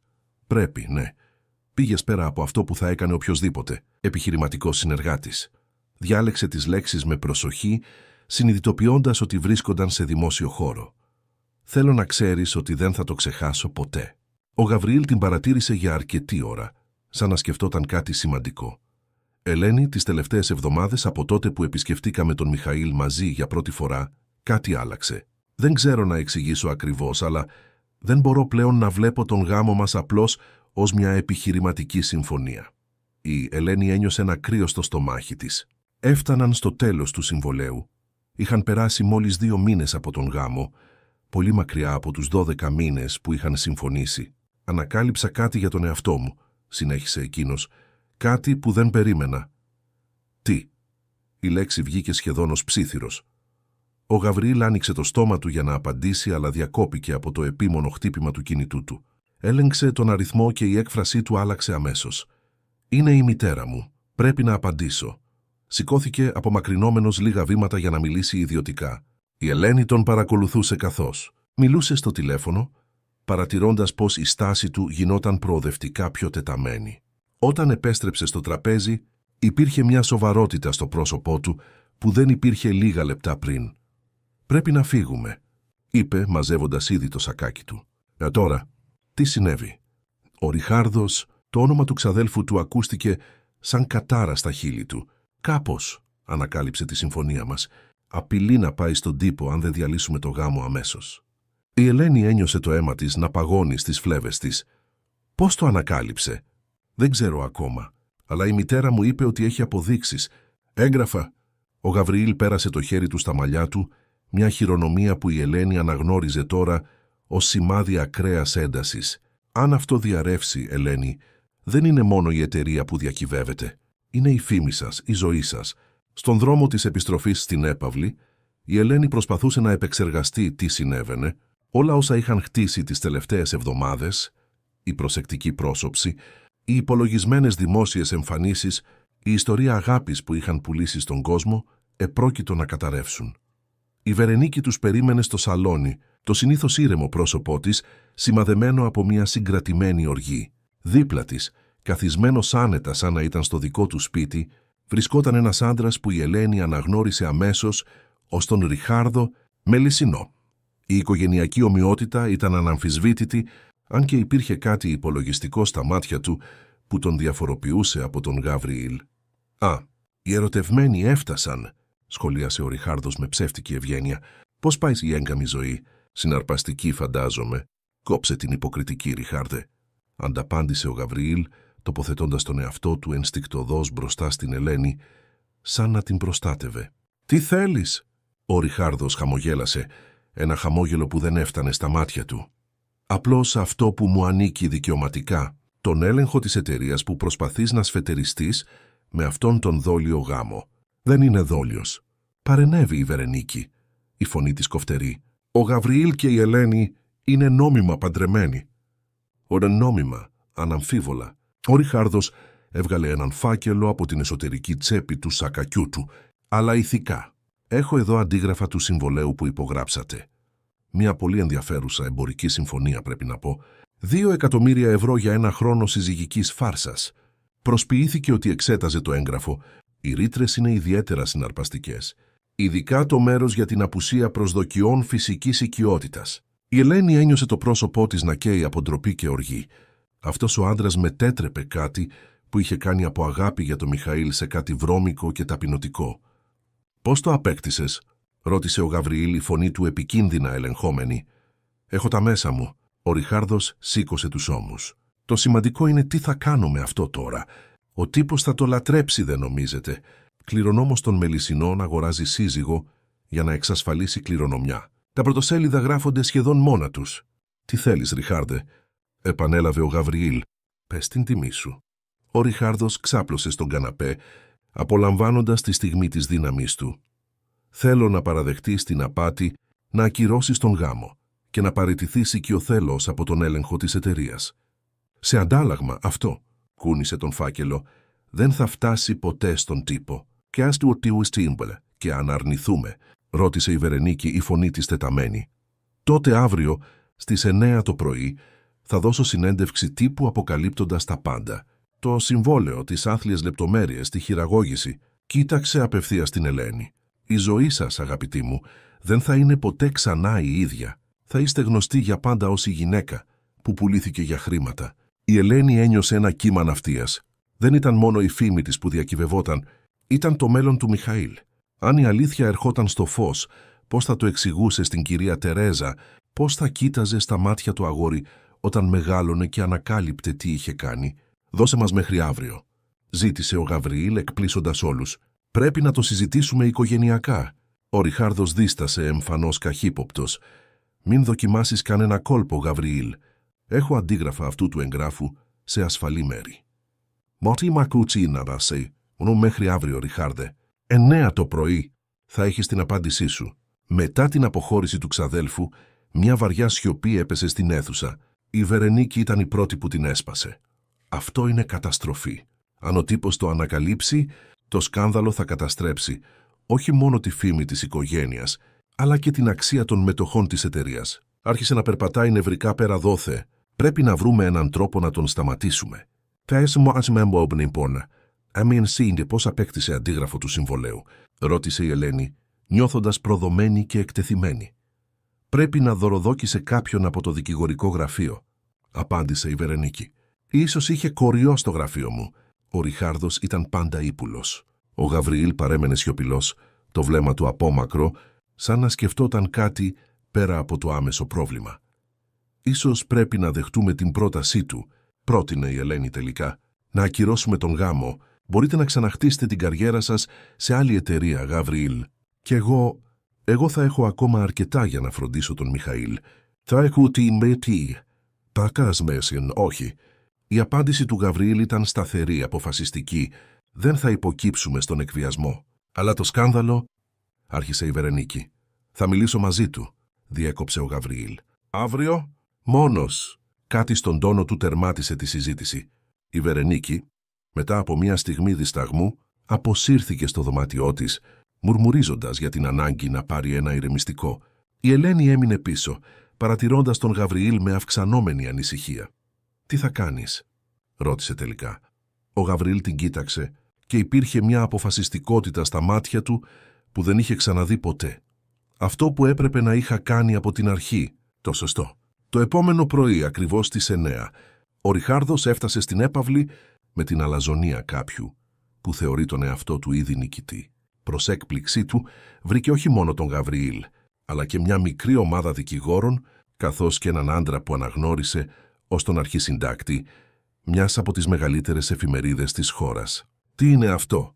ρώτησε ξαφνικά επιφυλακτικός. Ο Γαβριήλ, ντυμένος επίσημα σαν να επρόκειτο να δώσει συνέντευξη τύπου, Έκανε χειρονομία να καθίσουν όλοι. «Ριχάρδε, πήρα την απόφασή μου. Αλλά πριν, θέλω να ακούσεις κάτι». Ένας από τους δικηγό ενεργοποίησε ένα μικρό μαγνητόφωνο. Η φωνή του Ριχάρδου γέμισε το δωμάτιο. 50 εκατομμύρια. Και μπορώ να κάνω τις αποδείξεις της πλαστογραφίας εισαγωγών να εξαφανιστούν. Κανείς δεν θα μάθει ποτέ ότι χρησιμοποίησες πλαστά έγγραφα, Κάρολε. Η ηχογράφηση συνεχίστηκε, ενοχοποιώντας σαφώς τον Ριχάρδο σε ένα σχέδιο εκβίασης εναντίον του Κάρολου Λίμα, του δεύτερου μεγαλύτερου μετόχου της εταιρείας. Ο Ριχάρδος οχρίασε εμφανώς. «Αυτό είναι μοντάζ», διαμαρτυρήθηκε, αλλά η φωνή του έτρεμε. «Έχουμε κι άλλα», συνέχισε ο Γαβριήλ ήρεμα. «Καταγραφές υπεράκτιων λογαριασμών, ύποπτες μεταφορές, πλαστογραφημένα έγγραφα. Έχετε υπάρξει...»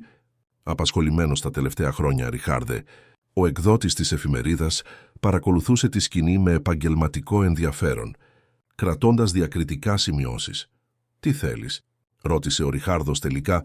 Όλη η προηγούμενη αλαζονία αντικαταστάθηκε από μια αμυντική επιφυλακτικότητα. «Θέλω να παραδώσεις όλα τα αντίγραφα του συμβολέου γάμου. Θέλω να υπογράψεις μια συμφωνία εμπιστευτικότητας. Και θέλω να φύγεις από τη χώρα. Υπάρχει μια θέση που σε περιμένει στο υποκατάστημα της Αυστραλίας. Καλά αμοιβόμενη, αλλά αρκετά μακριά για να μην προκαλέσεις άλλα προβλήματα». Ο Ριχάρδος κοίταξε γύρω του, αξιολογώντας τις επιλογές του. «Και αν αρνηθώ?» Ο Γαβριήλ χαμογέλασε χωρίς χιούμορ. «Τότε αύριο θα είσαι εσύ στα πρωτοσέλιδα. Κληρονόμος Μελισσινών συλλαμβάνεται για απάτη και εκβίαση. Είμαι σίγουρος ότι θα φαινόταν υπέροχο στην πρώτη σελίδα. Δεν συμφωνείς, Παύλο?» Απευθύνθηκε στον εκδότη, ο οποίος κούνησε το κεφάλι σοβαρά. Μετά την αποχώρηση του Ριχάρδου, ηττημένου και ταπεινωμένου, και της νομικής ομάδας που θα ολοκλήρωνε τα απαραίτητα έγγραφα, η Ελένη βρήκε τον Γαβριήλ στη βεράντα να παρατηρεί τον κήπο. «Το ήξερες», είπε εκείνη πλησιάζοντας, «για τα σχέδια του Ριχάρδου. Γι' αυτό ήσουν τόσο ήρεμος χθες». Ο Γαβριήλ γύρισε να την κοιτάξει. «Υποψιαζόμουν εδώ και καιρό. Η μητέρα μου προσέλαβε ιδιωτικούς ερευνητές πριν από μήνες, όταν ο Ριχάρδος άρχισε να συμπεριφέρεται περίεργα. Απλώς περιμέναμε την κατάλληλη στιγμή να χρησιμοποιήσουμε τις πληροφορίες». «Κύριε Τάτιο μου, εκδότης της εφημερίδας, ένας παλιός οικογενειακός φίλος. Ήρθε για να δώσει αξιοπιστία στην απειλή, αλλά ποτέ δεν θα δημοσίευε τίποτα χωρίς τη συγκατάθεσή μου». Η Ελένη κούνησε το κεφάλι, επεξεργαζόμενη την πληροφορία. «Οπότε τελείωσε. Ο Ριχάρδος δεν είναι πλέον απειλή, όχι όσο βρίσκεται στην άλλη άκρη του κόσμου, υπό συνεχή παρακολούθηση». Ο Γαβριήλ δίστασε πριν συνεχίσει, αλλά αυτό δεν λύνει το αρχικό μας δίλημμα. «Ο γάμος», συμπλήρωσε η Ελένη. «Ναι». Μια τεταμένη σιωπή επικράτησε μεταξύ τους. Υπήρχε κάτι ανίποτο να αιωρείται στον αέρα, κάτι που και οι δύο φαινόταν να διστάζουν να το αντιμετωπίσουν άμεσα.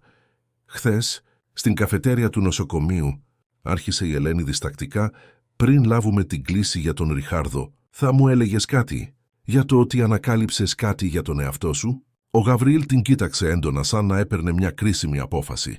«Ναι, ανακάλυψα ότι κάποια πράγματα είναι πιο σημαντικά από συμβόλαια, ρήτρες ή ακόμα και πολυεκατομμυριούχες εταιρείες». «Στι πράγματα?» «Άσυνες άνθρωποι, αληθινές συνδέσεις». Έκανε ένα βήμα προς εκείνη. «Ελένη, τις τελευταίες εβδομάδες, από τότε που επισκεφτήκαμε τον Μιχαήλ μαζί για πρώτη φορά, κάτι άλλαξε.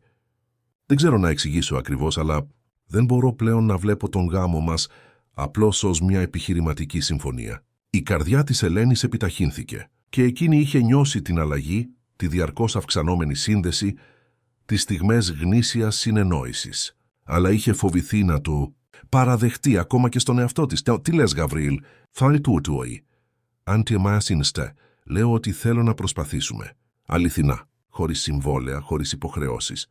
Απλώς δύο άνθρωποι που δίνουν μια ευκαιρία σε αυτό που θα μπορούσε να είναι». Η Ελένη τον παρατήρησε, ψάχνοντας οποιοδήποτε σημάδι ψεύδους στρατηγικής. Αλλά το μόνο που είδε ήταν ειλικρίνεια, ευαλωτότητα και κάτι που έμοιαζε επικίνδυνα κοντά σε γνήσια στοργή. Και η εταιρεία, η ρήτρα της διαθήκης. Ο Γαβριήλ σήκωσε τους ώμους, μια έκπληξη, χαλαρή χειρονομία για κάποιον συνήθως τόσο επίσημο. «Η εταιρεία θα επιβιώσει με ή χωρίς εμένα στο τιμόνι. Ίσως είναι καιρός να χτίσω κάτι δικό μου, κάτι που να μην εξαρτάται από τους κανόνες που επιβάλλονται από άντρες που έχουν φύγει. Θα τα παρατούσες όλα. Γιατί?» Ο Γαβριήλ χαμογέλασε, ένα γνήσιο χαμόγελο που μεταμόρφωνε το πρόσωπό του μαλάκωνε τα χαρακτηριστικά του, αποκάλυπτε τον άντρα κάτω από την πρόσωψη του αδίστακτου επιχειρηματία. Επειδή συνειδητοποίησα, βλέποντάς σε με τον Μιχαήλ, ότι υπάρχουν πράγματα που τα χρήματα δεν αγοράζουν. Δέσμευση, πίστη, την ικανότητα να αγαπάς χωρίς όρους. Της πήρε τα χέρια στα δικά του. «Εσύ μου το έδειξες αυτό, Ελένη, και θέλω να μάθω περισσότερα». Η Ελένη ένιωσε απροσδόκητα δάκρυα να αναβλύζουν στα μάτια της. Δεν ήταν δάκρυα λύπης ούτε ανακούφισης, αλλά ενός πιο σύνθετου, πιο βαθιού συναισθήματος. «Δεν θα είναι εύκολο», προειδοποίησε εκείνη. «Είμαστε από διαφορετικούς κόσμους. Έχουμε διαφορετικές προσδοκίες, διαφορετικές εμπειρίες. Οι καλύτερες συμφωνίες είναι αυτές τις οποίες όλοι έχουν κάτι να διδάξουν και κάτι να μάθουν», απάντησε εκείνος με ένα ελαφρύ χαμόγελο. «Αυτό δεν είναι συμφωνία, Γαβριήλ. Δεν μπορεί να είναι». «Όχι, όχι. Είναι κάτι πολύ πιο σημαντικό». Πλησίασε περισσότερο, τα μάτια του καρφωμένα στα δικά της. «Λοιπόν, τι λες?» «Θέλεις να προσπαθήσεις?» Η Ελένη τον μελέτησε για αρκετή ώρα. Ο άντρας μπροστά της δεν ήταν πλέον ο ψυχρός και υπολογιστής επιχειρηματίας που την είχε δει ως μια απλή λύση σε ένα νομικό πρόβλημα. Ήταν κάποιος που είχε δείξει συμπόνια στον Μιχαήλ, που είχε χρησιμοποιήσει τη δύναμή του για να την προστατεύσει, που ήταν πρόθυμος να αμφισβητήσει τις δικές του προτεραιότητες. «Ναι», απάντησε τελικά, «ας προσπαθήσουμε».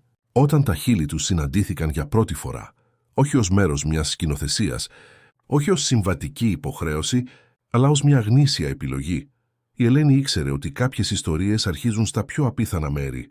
Η δική της είχε αρχίσει με μια λανθασμένη κραυγή σε ένα καφέ και τώρα, παρά τις πιθανότητες, φαινόταν ότι θα μπορούσε να έχει ένα εκπληκτικά ευτυχισμένο τέλος. 6 μήνες αργότερα, ο Μιχαήλ πήρε οριστικό εξιτήριο από το νοσοκομείο. Η ανάρρωσή του ήταν αξιοσημείωτη, ξεπερνώντας όλες τις ιατρικές προσδοκίες. Την ημέρα που το αγόρι μπόρεσε επιτέλους να πάει σπίτι, χωρίς πλέον ανάγκη εντατικής παρακολούθησης, η Ελένη και ο Γαβριήλ τον πήγαν για μια βόλτα στο πάρκο. «Θείε Γαβριήλ, κοίτα πόσο γρήγορα μπορώ να τρέχω τώρα», φώναξε ο Μιχαήλ, τρέχοντας στον γκαζόν με την ενέργεια ενός υγιούς 6χρονου παιδιού. Ο Γαβριήλ τον παρατηρούσε με ένα γνήσιο χαμόγελο, το χέρι του να αγκαλιάζει αδιάφορα τους ώμους της Ελένης. «Είναι απίστευτος», σχολίασε. «Τόσο δυνατός. Όπως η μητέρα του», απάντησε η Ελένη, η ανάμνηση της Μαριάννας πάντα παρούσα, αλλά τώρα χωρίς τον οξύ πόνο που την συνόδευε πριν. Θα ήταν τόσο περήφανη που τον έβλεπε έτσι. Ο Γαβριήλ δίστασε για μια στιγμή πριν πει «Σκεφτόμουν. Όταν λήξει το συμβόλαιό μας». Η Ελένη γύρισε να τον κοιτάξει, ξαφνικά τεταμένη. Αν και η σχέση τους είχε εξελιχθεί σε κάτι γνήσιο και βαθύ, το φάντασμα της αρχικής συμφωνίας αιωρούνταν περιστασιακά μεταξύ τους. «Ναι, ίσως θα μπορούσαμε να μιλήσουμε με την κυρία Τερέζα, σχετικά με την πιθανότητα να υιοθετήσουμε τον Μιχαήλ. Νόμιμα». Ο Γαβριήλ φαινόταν σχεδόν νευρικός, σαν να φοβόταν ότι είχε πάει πολύ μακριά. «Δεν γίνεται νεότερη και το αγόρι χρειάζεται σταθερότητα, μια οικογένεια. Και εμείς, λοιπόν, είμαστε ήδη ένα είδος οικογένειας για αυτόν. Έτσι δεν είναι?» Η Ελένη ένιωσε την καρδιά της να διαστέλλεται στο στήθος της. Οικογένεια, μια λέξη που είχε χάσει το νόημά της για εκείνη μετά τον θάνατο των γονιών της, που είχε επαναπροσδιοριστεί όταν είχε υποσχεθεί να φροντίσει τον γιο της Μαριάννας και που τώρα αποκτούσε νέα και απροσδόκητα περιγράμματα. «Το θέλεις πραγματικά αυτό?» ρώτησε, ψάχνοντας οποιοδήποτε ίχνος δισταγμού στο πρόσωπό του. «Περισσότερο από οποιαδήποτε συμφωνία έχω κλείσει ποτέ». Η Ελένη χαμογέλασε, δάκρυα ευτυχίας να λάμπουν στα μάτια της. «Νομίζω ότι ο Μιχαήλ Βασιλείου Μελισσινός ακούγεται υπέροχα». Ο Γαβριήλ την τράβηξε πιο κοντά, φιλώντας την απαλά. «Τέλειο», μουρμούρισε στα χείλη της. Παρατηρώντας τον Μιχαήλ να τρέχει ελεύθερα στο πάρκο, η δυνατή και υγιής καρδιά του να χτυπάει αβίαστα, η Ελένη σκέφτηκε τον παράξενο δρόμο που είχε πάρει η ζωή της.